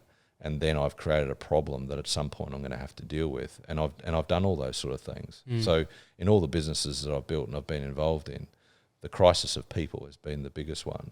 And look, there's thousands of books written about that. But now the more I trust myself around the instincts and people selection, the probability of success goes up significantly. And I think that's also a confidence piece, right? Like, I think for any new manager, so to speak, you don't necessarily have the confidence behind you to make some hard decisions. You know, we always find ways to sort of worm our way out of making a hard decision, where sometimes we just need to realize that, hey, even if we make this hard decision, that might actually be a blessing in disguise for that other person. Like, of course, it's never great, when you lose your job, right? But at the same time, what if that leads to something bigger and better for that person? They might find something more aligned with their passions or their why. Sometimes, some people just, there's a clash of personalities or perhaps, what they've shown to you in an interview and those sorts of things aren't actually, who the person is.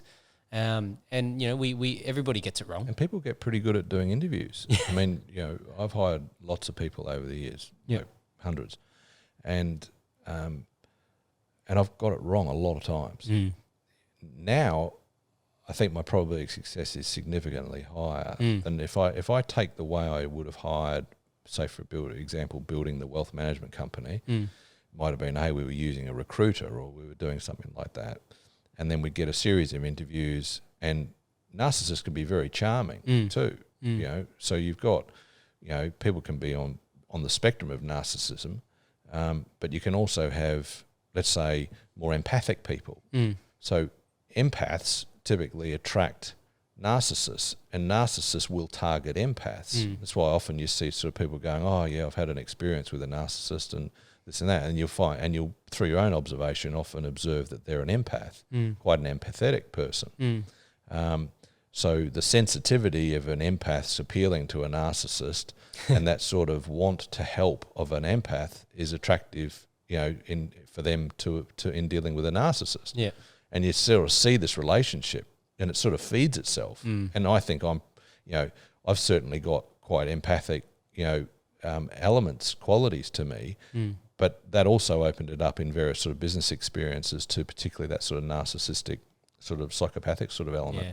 No, absolutely. That's prevalent. And I've seen the incidence or percentage of people in that, in that business world, particularly in business fields, is dominated by those types of people. So I mean, in terms of young people coming into the workplace now, my advice to them is around an ability to understand yourself, know thyself, know thy enemy, know thyself deeply, but also then being able to trust in that confidence around that. You mentioned confidence, is trust in that confidence, trust in that instincts around people, and know vibrationally. So now when I'm meeting people, I'll feel into the vibration of, and people go, that's just woo-woo sort of rubbish, but I don't mean that in a woo-woo sort of way. I'm actually just saying that when people meet, to say that doesn't exist is to acknowledge that we're not human, right? So when you're meeting someone, it's like what I'm talking about here is more, what's the feeling that you get from that person? Yeah. And they go, well, what do you mean? What is chemistry? And you say, some people talk about it as vibration. Oh, that's a high vibration person or a low vibration person. An example would be when you meet someone and you come away from that meeting and you say, how did you feel, Johnny, after that meeting?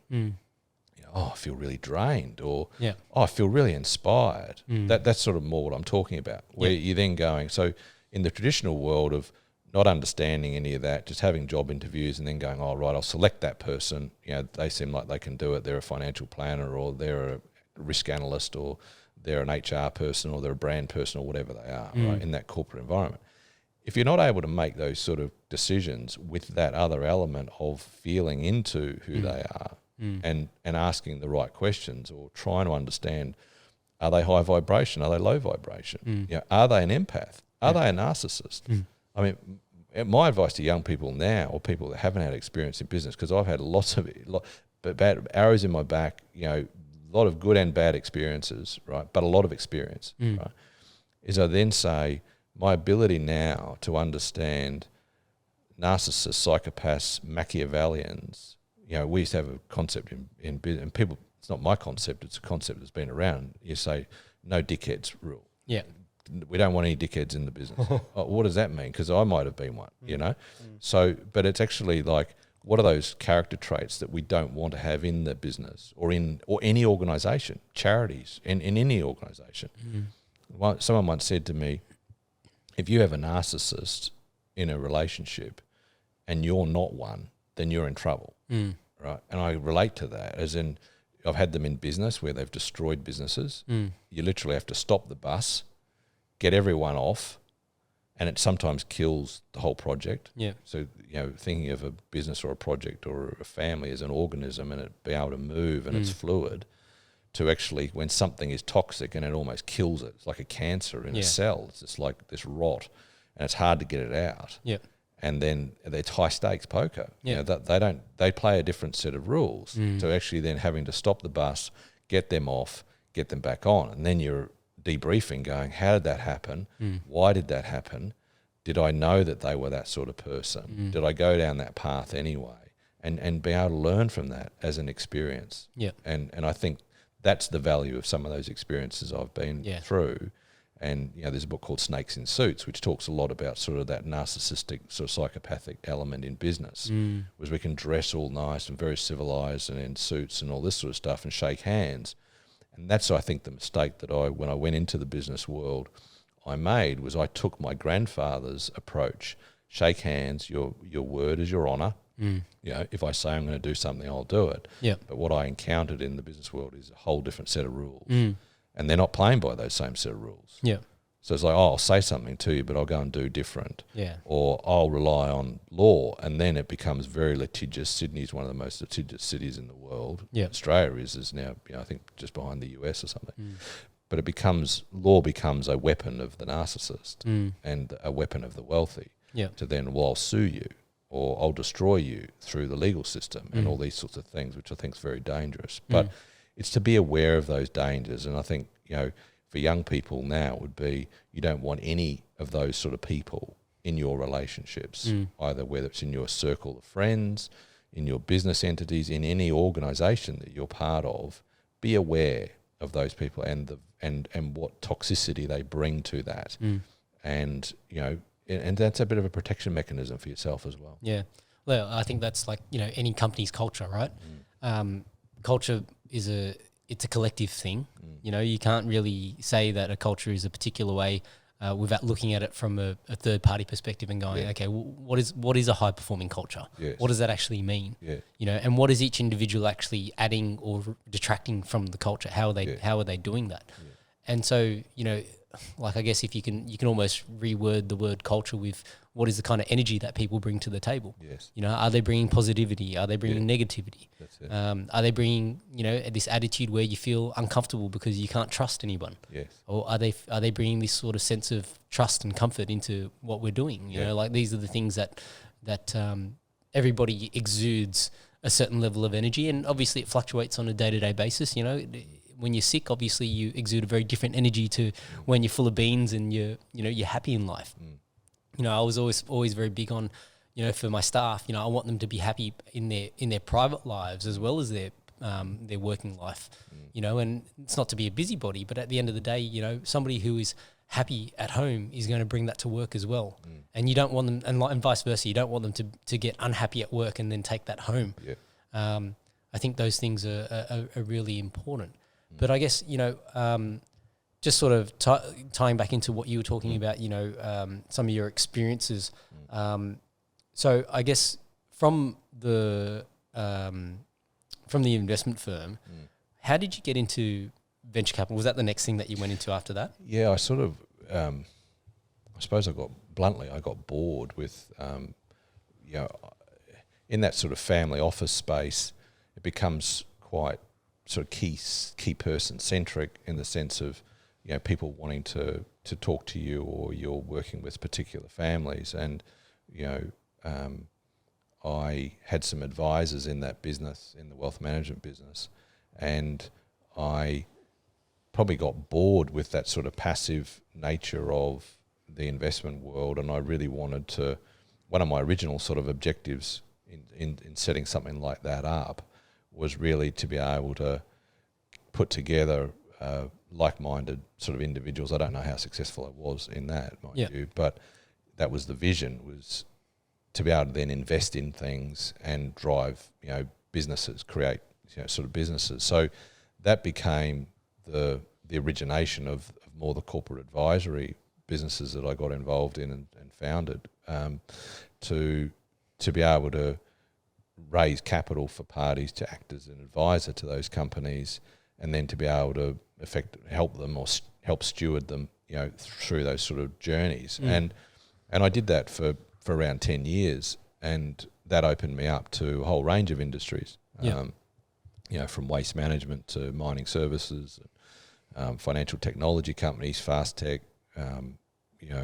media tech, media companies, and a whole range of things at a whole number of levels, from advisor to potentially board member, sort of levels, to corporate advisor, to capital partners and all those sorts of things. So we didn't set it up as a fund. We went in on a direct deal sort of basis and would put together various sort of syndicates, to invest in some of these companies. And we had some great experiences, some not so great experiences as well. But it certainly got me, very deep exposure across a whole broad range of industries, which I really liked. I mean, the positive of that experience was there were some great businesses, some great opportunities. I loved assessing sort of the opportunities, being able to vision, where particular businesses were going, and then, being able to then put the right people together, and sometimes getting it wrong. But they were exciting. I really enjoyed those sort of opportunities. Yeah. I feel like it's one of those things, when you've been in an industry for a while, I think at least for me, the realization that I had was that, hey, at a certain point, doesn't matter what industry you're working in, it actually all comes back down to the people. And so your ability to lead people or be an effective people manager is what will determine your success. And I think that can be applied across any industry. It's just about knowing, the rules of the particular industry that you're playing in. But I guess, one of the things that I was curious about was, from your experience, getting access to all of those industries. I guess if you've got any notable stories, maybe one good one, so a positive story and a negative story, if you don't mind sharing one. Yeah, I mean, there's interesting books written about this sort of thing. We used to call it founders syndrome, and what that sort of means is that there'll be founders of businesses, and businesses often run into the founder. What I mean by that is that as a business sort of goes through a journey of expansion, a founder might be good for the business, but a founder also might be bad for the business, and you enter these different sort of phases, and we had a lot of interesting founders that we would work with, and now what I relate to in sort of what we're doing in the present moment is really aligned on principles, values and beliefs. If I look back in reflection on that, I was just like, well, how aligned on principles, values and beliefs would I be, or would I have been back then with some of these founders? And some of the answer would probably clearly be we weren't aligned. As examples, we work with a whole group of interesting executives and founders and advisors and lawyers and the whole sort of teams of people. But in one case, we raised the required amount of capital for this company, and we would have they're called term sheets, where it's like there's the mandate. You've got a mandate to provide a certain level of service, and in that service offering, you've got fees that are paid. Yep. And sometimes when we would deliver on the mandate, the term, the founder would come back and go, "Oh, I don't want to pay your fee." Yeah. And it's just like, what? You agreed to it. It's a contract. It's a contract. and they said, yeah, but I agreed on those fees. No, I didn't think you'd ever be able to do it. We're like, what? What are you talking about? Yeah. So it was all these sort of interesting experiences in dealing with founders. Yeah. So in one case we raised 23 million for this company, and then he said, oh, well, I'll step off as being the chairman and president and CEO, or what. I always find it interesting when people call themselves CEO, president, chairman. Yeah. It's not, what are you? Yeah. But all of those things, he said, I'll step off those and I'll become more of a technical director. We raised the money, and he said, I'm not going anywhere. Oh, wow. And we were like, what? So you run into all these sorts of things. So the more exciting journeys, or the positive journeys, are where you actually are able to see companies go from infant level to world-class level. And we've been involved with a couple of those where a company's gone from, let's say, a fledgling business or a concept to now being an industry leader, and it might have been a company worth a few $1 million to now being a company closer to $1 billion and acknowledged as the world's leading company, and being able to be involved in some of those journeys with some of those people, and being, meeting really inspired, creative and, high performance people, along the way. That's the more exciting part of it. Are there any common threads in the businesses or the ventures that you've seen that are successful? Like, are there certain things that you could isolate that's to say, this is what I guess exudes success? Yeah, I think one of the things I look at now is having a really good handle on what are the impediments to scale. And we used to call them crab traps, businesses that are easy to get into, but they're hard to get out of. When we look at businesses now, it's being able to look at businesses that have removed any of those impediments to scale. And an impediment to scale might be capital, it might be human capital, it might be markets, size of the market, it could be manufacturing restraints, it could be a whole range of things. But to get a handle on that, and that's why technology platforms per se are quite attractive from an investment perspective, because they have a high ability to scale.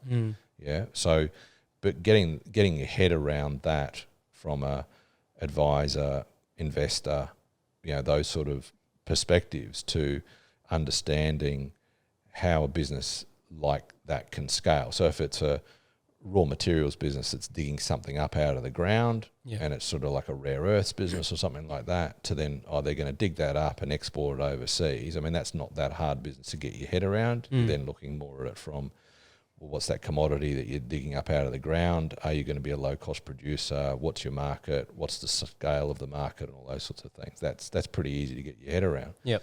And then they got to execute. So it's one thing to have the vision, but then also to be able to execute. So you're effectively, and this is where, having had that experience, you become quite good at looking at what are those risk factors if you've got the vision, to then how are you going to execute, and then what are ultimately the impediments to scale going forward. Yep. But no one business is the same, but those concepts can be universal. Yep. Okay. So then, were you basically just doing venture capital up until the whole health crisis thing? Yeah, and then there were a number of those companies that we got heavily involved in. Where you might have raised money for them, you then might be stewarding them, in some cases stepping in some sort of executive role to navigate through some things. There was we were working at the time with some like raw material businesses that were digging things out of the ground, value adding and then exporting, more in sort of the organic fertilizer sort of space. There were businesses in the sort of media platform space. And at the time I was taking one of those businesses overseas, introducing them into the US and those sorts of things. And then basically came back from that, and then was hit with this health crisis. So that was sort of the pause in all of that, to then exiting from the corporate advisory business and then going into a forced sort of hiatus. So then how did that I guess from your personal perspective, like when it came, and obviously health comes first, right? So I think it would have been a fairly easy decision to go and say, hey, I can't do this right now. I guess as you've gotten better, was there any part of you that was like, hey, I want to go back into it? Or was it now that you've sort of had a chance to decompress, reassess things, it was like, okay, no, this is the direction that I want to go? Yeah, I suppose I didn't have any choice at the time of being able to leave that industry on my own terms. Yeah. And that was sort of a difficult sort of personal journey to go through, because there was at the time in that sort of, you think of call it the dark night of the soul or whatever it is, in that sort of crisis, you then, my personal, feelings were feelings of failure that I hadn't, fulfilled, I hadn't completed, and those sort of things. I was probably being quite harsh on myself, but we become self, recriminatory in that process. In the recovery phase, though, it was very different, because I almost felt like I was a bit sort of outcast from that sort of business world, phone stops ringing sort of thing. But then being able to, on a recovery, work on your own terms, and then no, it wasn't an industry I wanted to go back into. It wasn't aligned on those principles, values, and beliefs. And someone actually made a comment to me like, "Well, investment banking almost killed you," and it did. Yeah. I mean, it was just it wasn't aligned. I don't think I'm a narcissist, but the standing up to narcissism in that sort of corporate venture capital world, whether that's with investors, other people, individuals trying to shake you down in the business world and those sorts of things, that becomes very taxing and very tiring, to the point where my central nervous system said, "I've had enough. I'm not doing this anymore." So it was my body's way of just saying, "No, you don't want to deal with this. I don't want to do this." Yeah. And so it wasn't sustainable in the sense of I wasn't in a healthy, sustainable, high performance environment. I was in by then it had become a toxic,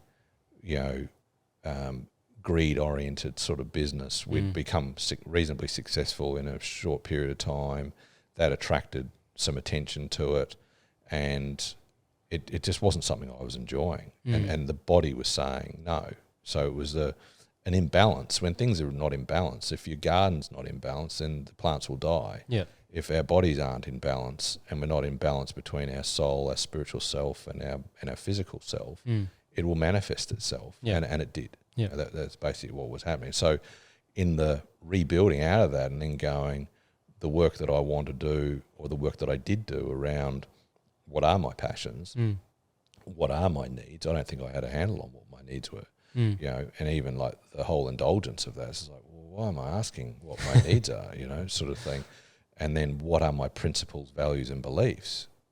It's like, what? Actually building a set of what are my principles, values, and beliefs, to starting sort of like, and there's silence. And it's just like to then being able to become in tune with that, what those are, with what my principles, values, and beliefs are, and then aligning myself with other people that have similar principles, values, and beliefs. So there was a whole reset around people, what I wanted to do on a professional level, what I wanted to be as a family person and a partner and a dad. So that's where the positivity came from, is more out of that journey. And no, I certainly said I don't want to go back into that world. And I'm certainly involved now in the business world, but it's on different terms, and it's very much about aligned businesses on those principles, values, and beliefs with aligned people. Yeah. And then being able to make, I think, greater, more effective impact on that by doing it that way. Yeah. Yeah, I think the values thing is always an interesting conversation. For me, I would often coach employees about values, and I would ask them, what do you think your core value is? And, I think it changes throughout your life as well. So, when I was younger, what I would value would have been success, right? And how does that, and I would say, you always put them head to head, because sometimes you would say, okay, so people like to go with some of the airy-fairy stuff. I call it airy-fairy, but I don't mean it in a negative way. But like people like to say, oh, I like being honest, right? Or I like being comfortable or compassion, or they'll have these sorts of things. And it's like, okay, so if you had to choose between being successful or being honest, what would you choose, right?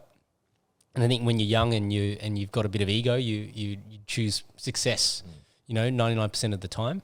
So what does that mean about your honesty? It doesn't necessarily mean that you're not honest, but it just means that you prioritize being successful more than you prioritize being honest. Yeah. And so you go through this sort of pecking order, and I would often ask my employees, what do you think your core value is? And I want you to think about it. Don't give me an answer now, because it's going to change over the course of your life as well, and where you're at in your career.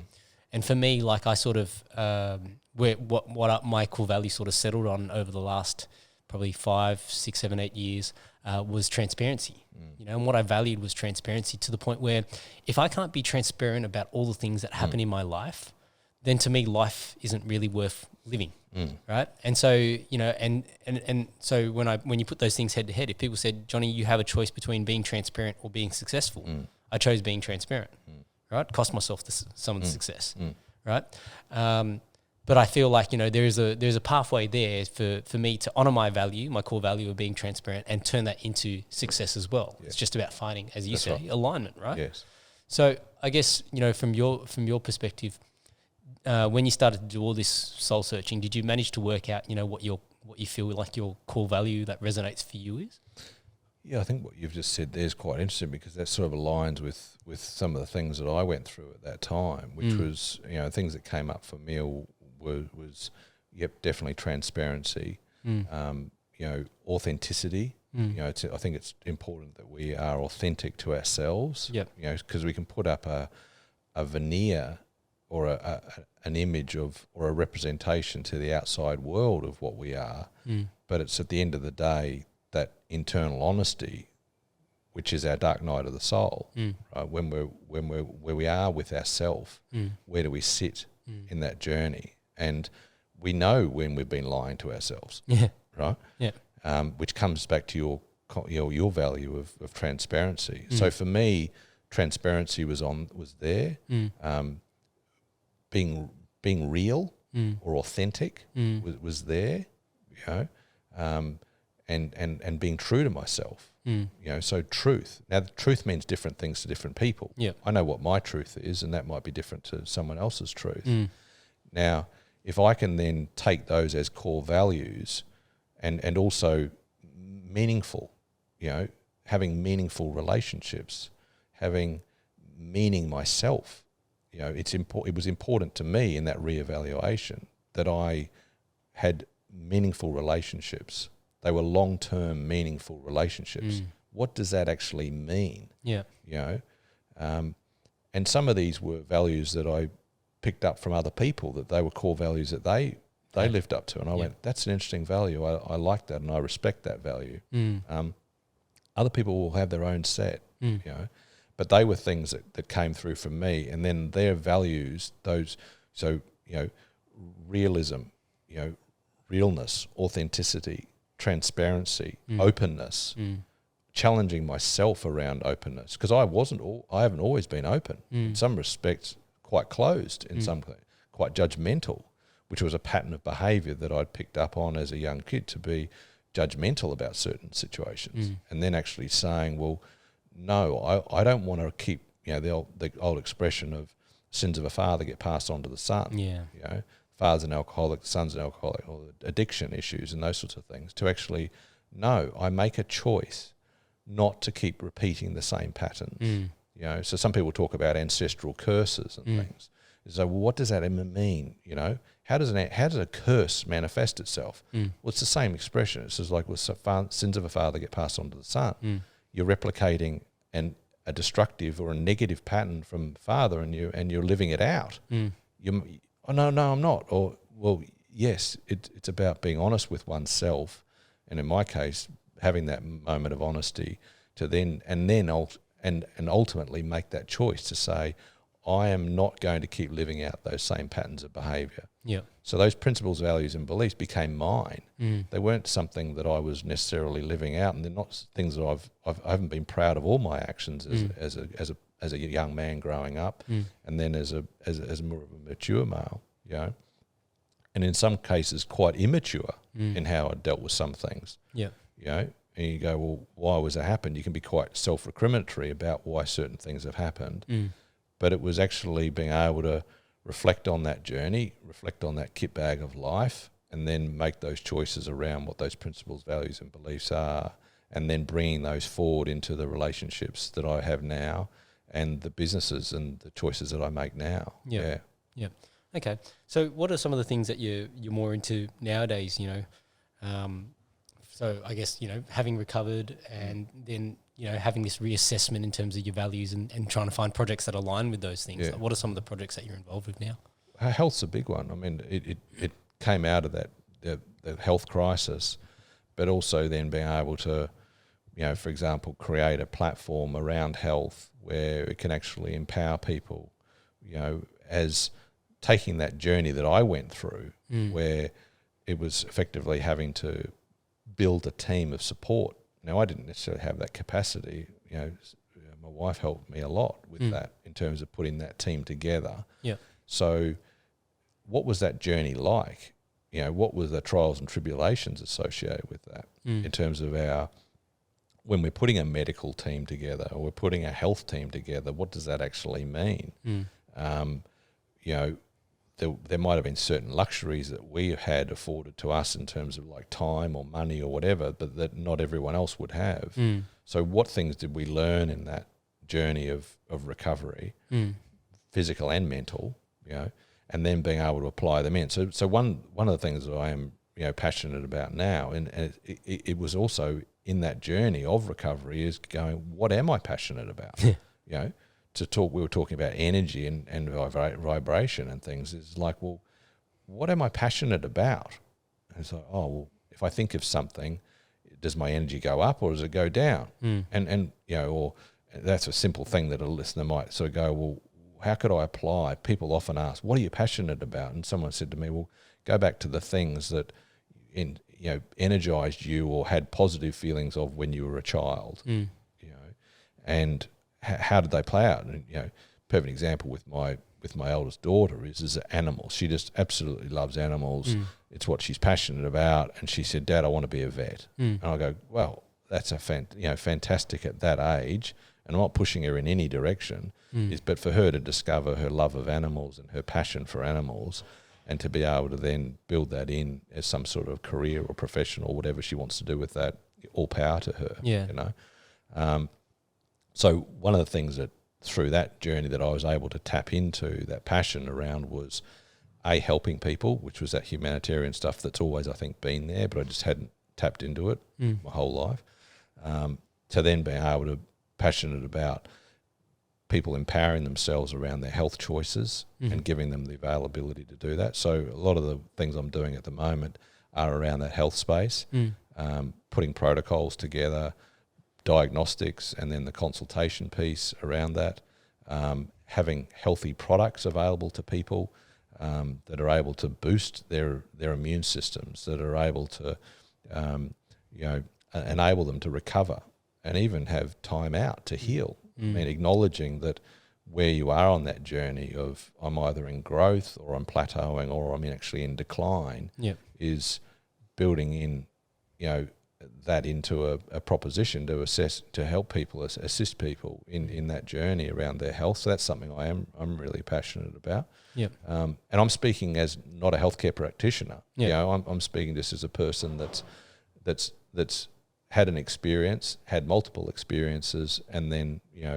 now we've got a team that we're building around that sort of area. I think the importance of pesticide and chemical-free food, how that sort of manifests itself as a business proposition in terms of, is it organic farming? Is it sort of precision farming? Is it, high phytonutrient sort of chemical-free foods and those sorts of things? I think they're things that should be available to people on more scale. So the things I'm focusing on more now are around impacting projects that can make a difference on scale. And there's a technology element there that I think plays in, and that plays into the things that I've previously done in technology. So being able to build scalable digital platforms and then being able to, build those into businesses that are aligned on those things that I think are positive things for humanity. They're the areas that I'm focusing on. Okay. All right. Can we switch gears a bit? I'm curious about this, and I often don't ask enough about it, but I think it's important to sort of talk about relationships and the impacts of kids, right? So I guess for you, from a relationships perspective, like what was your sort of learnings and growth throughout relationships until you've gotten to this point where you're fairly comfortable with the relationship that you've decided on. Because I think, when I reflect back on my own journey, like we make these choices that we think are right for us, but then we don't really know who we are as people, right? And so as a result of that, sometimes perhaps, we make the wrong choices or the timing's wrong or the people are wrong, right? What were some of the things that I guess that you learnt throughout your journey in terms of relationships and things like that? I think one of the big learnings was, for me to become a better partner, a better father, was to understand myself better, and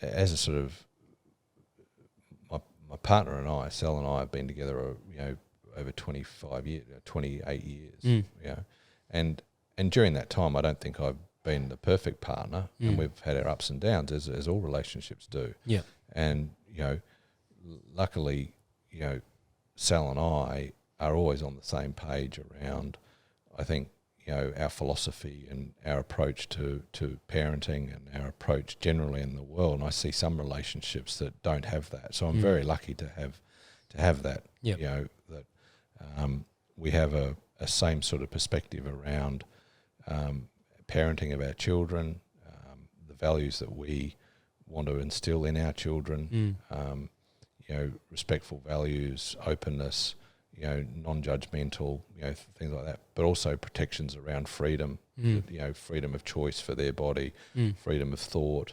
Our eldest has a subject at school called unit of inquiry, so being able to assess in an objective manner the information that's available and be able to make that sort of decision. So I think I'm very lucky in the sense of that Sal and I are on the same page with that. Yeah.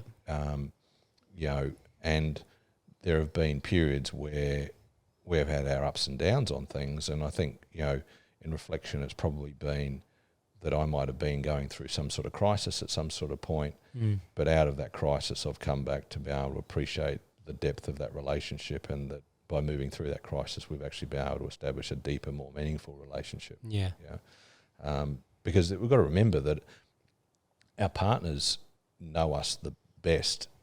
Sometimes they know us better than ourselves. If I know myself well, and then I've got a meaningful relationship with my partner, now if I can't share things with my partner, then that affects the sort of nature of the relationship. Yeah, but absolutely. if we've got people say, oh, you're my soulmate and you're my best mate and things like that, and I think that's awesome. I think that's amazing. I think, my relationship is like that, in that there's Sal holds me to account on a lot of things, like no one else can, and that's hard. It's hard for particularly if I'm in ego and assertive and those sorts of things, to actually being called out on that. And I think that's where a lot of relationships, can break down, is it's a lack of appreciation that actually our partners know us very well. Yeah.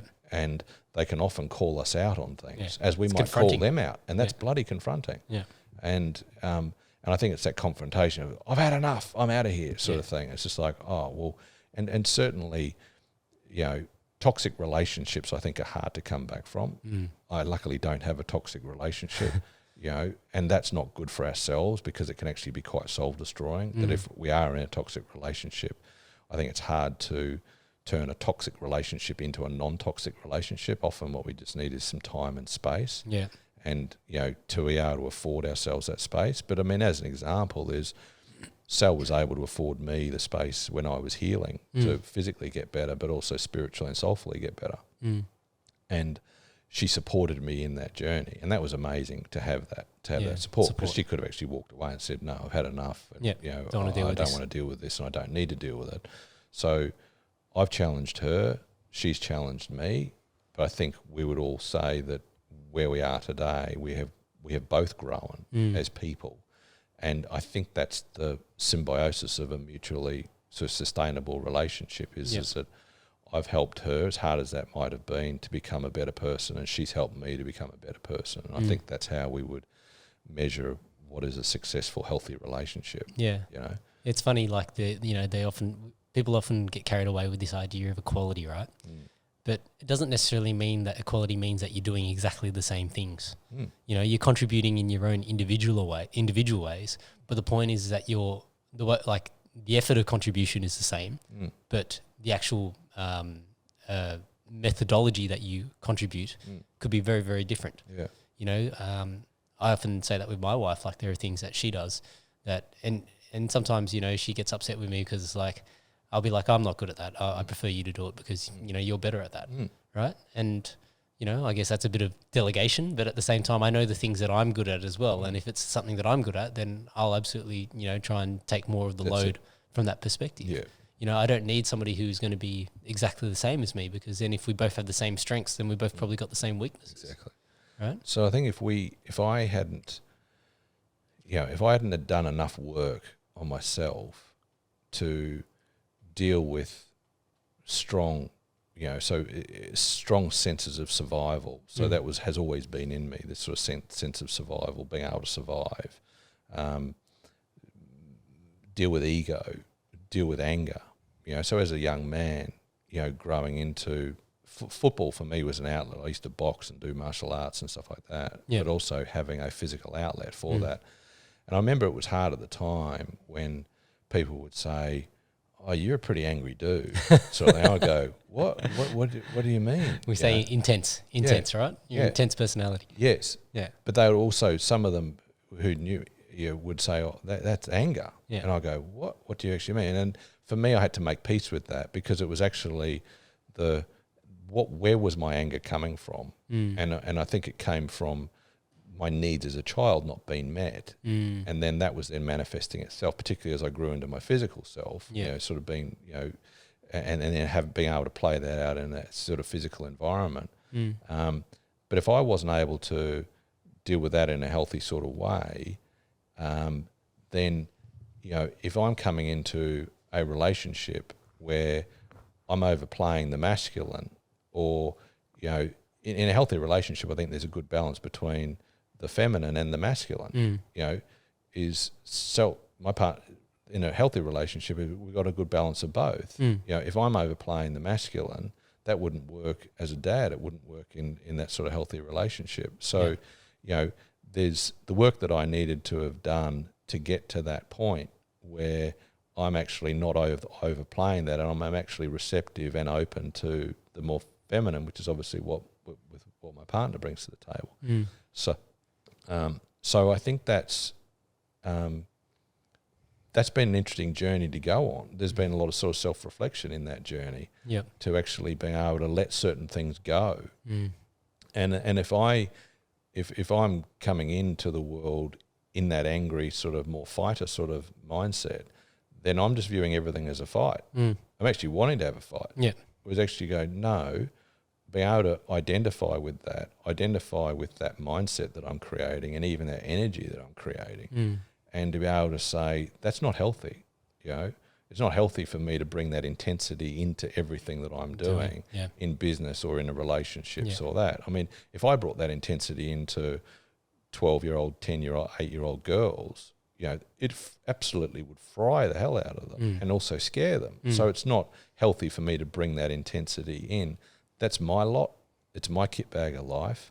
It's for me to deal with and for me to take responsibility for that, but also package it up into a healthy way so I can have a healthy relationship with my partner, but also the girls. So do you think that that intensity and that, you know, I guess as other people put it, that anger, do you reckon that's in relation to wanting to be noticed, or wanting, so when I say that, you know, I say that in relation to, you know, obviously your dad was a very busy man as well, you know, but do you like, you know, or was it more that, you know, you felt like you lacked support and that was your way of compensating for the lack of support?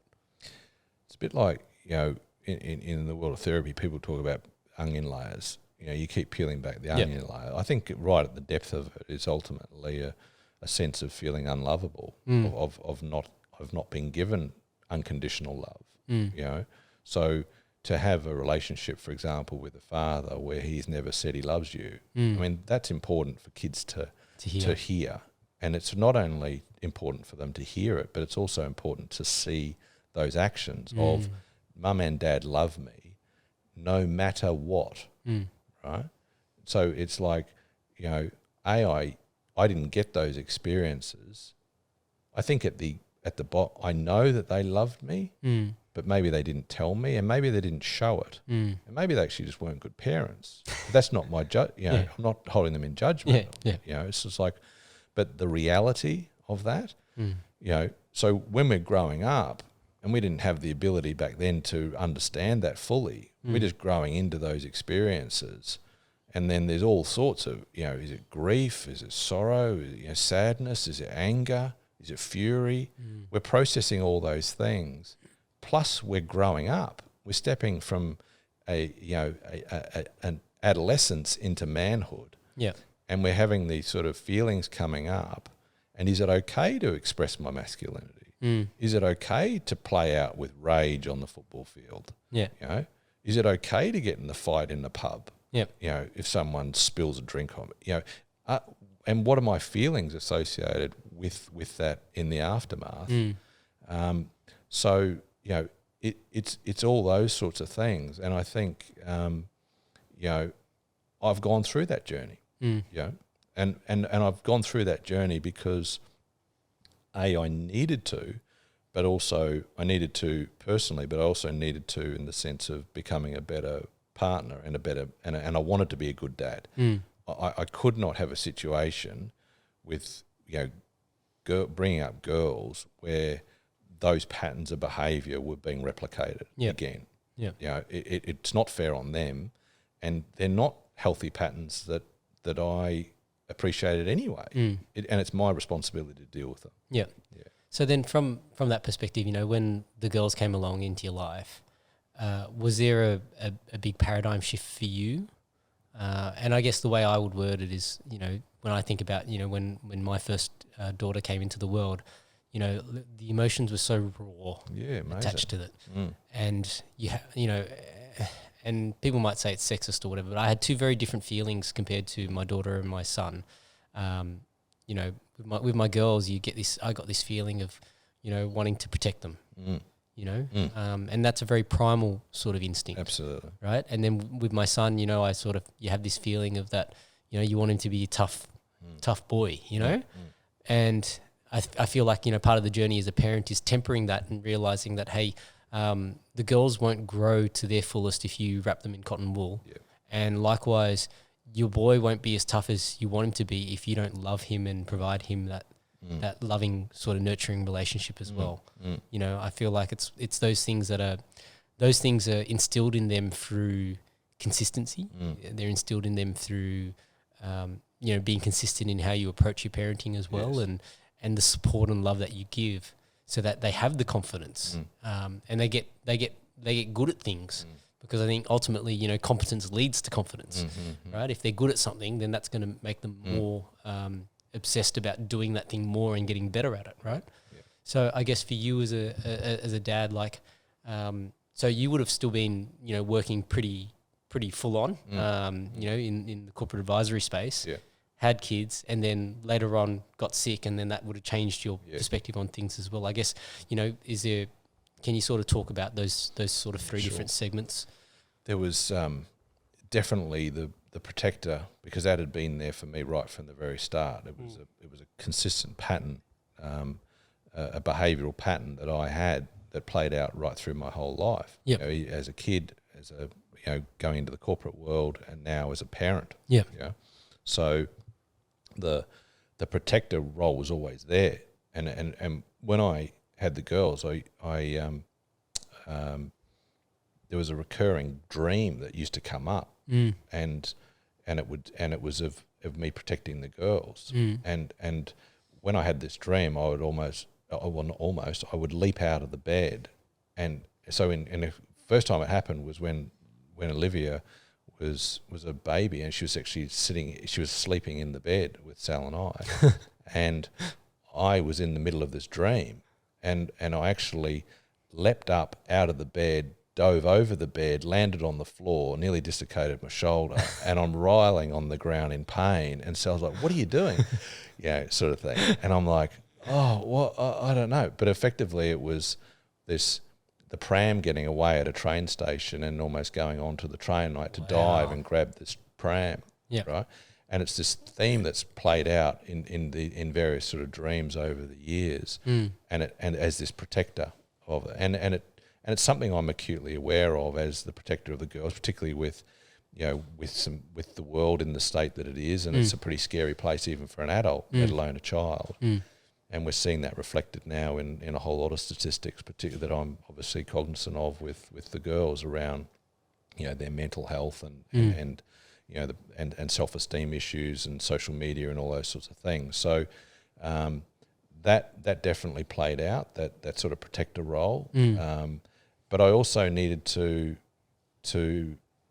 manage that, so it wasn't a restraining sort of thing. So what I always wanted to be, and Sal and I have always been on the same page with this, is to be very present and engaging with the girls, to not goony gaga sort of treat them as babies, but be engaged with them and having being present with them. And even if I was, and I'm not perfect on this by any stretch, but I'd be distracted on my phone, or I'd be looking on my phone, but actually being able to put that away, come present into myself and be present when I'm engaging with them. But also, if they're falling over, not be one of those sort of helicopter parent where it's just like, oh my God, pick them up sort of thing. It's just like, no. I mean, the girls, ride horses and things, they've fallen off horses and all that sort of stuff. So it's not like just running in and mollycoddling them, because that wasn't the environment I grew up on. We were probably too far the other extreme where we were, cuts and bruises, half our head probably falling off and stuff like that. But, falling off trees and, down banks and nearly drowning and all sorts of stuff. But probably not as far extreme on that side, but actually finding a balance in between where we're giving them sufficient sense that they can go into the world with confidence and be able to experience some of those life journeys on their own, but know that we're there for them, in the event that they need us, and that we will always be there for them, no matter what. Yep. And then after, when you were recovering from your illness, did that change your mindset in terms of, the relationship that you wanted to have with your kids at all? Yeah, there was a really hard part of that period, because even like it's hard for me to look at the photos of that period, because there were literally like almost like a 2-year period there where I just can't remember. Wow. And it was like I can't even remember being at that place, and so there was a time period there that's been lost, and I'm aware of that. So I sort of almost needed to make peace with that. And it was unavoidable, but I'm aware that there was a passage of time that was lost. But to appreciate the vulnerability that we have, but then for me to be able to then channel that into me being a better dad. So pick up on the things pre-illness or pre the physical crisis, to then be able to say, well, I want to get back onto that, to being a present, engaged dad. Like every day I tell the girls I love them no matter what, but also be able to demonstrate that to them. So it's almost like, Dad, stop saying it, sort of thing. No, but I am saying it and I mean it. And no matter what happens, Mum and I are always there as a sounding board. You can talk about anything on any terms, right? And they'll say, Dad, get off your phone, or I'm trying to talk to you about something and you're not present. And I go, I'm so sorry about that. I didn't know, or maybe I did know, but I just needed to be checked on it, But I think the healthiness of that relationship is really important. It's important that they are able to feel that it's safe to air those sorts of things. To be able to tell their dad that they're not being present. For me not to then, like, that wouldn't have happened in my family, where if I'd said that to my father, it just wouldn't have happened, right? And there would have been probably consequences if you'd said something like that. But for me then not to be confronted by that, respond with ego, to actually know you're correct, and to respond in the proper way. All right, I think that's a beautiful way to end this. Unless you got anything you want to ask me about. John, that's been great. All right. Thank you so much for your time, and thanks for inviting me in. No, that's all right, my pleasure. If people want to find you, how should they find you if they want to? Look, I don't have much of a presence at all on socials and things like that. It might be something that we do going forward. But, well, let me know when you're launching launching your stuff, and then I'll help you get it out there. Good on you. Thanks so much, Johnny. Cool. Good on you, mate. Thanks. Go well.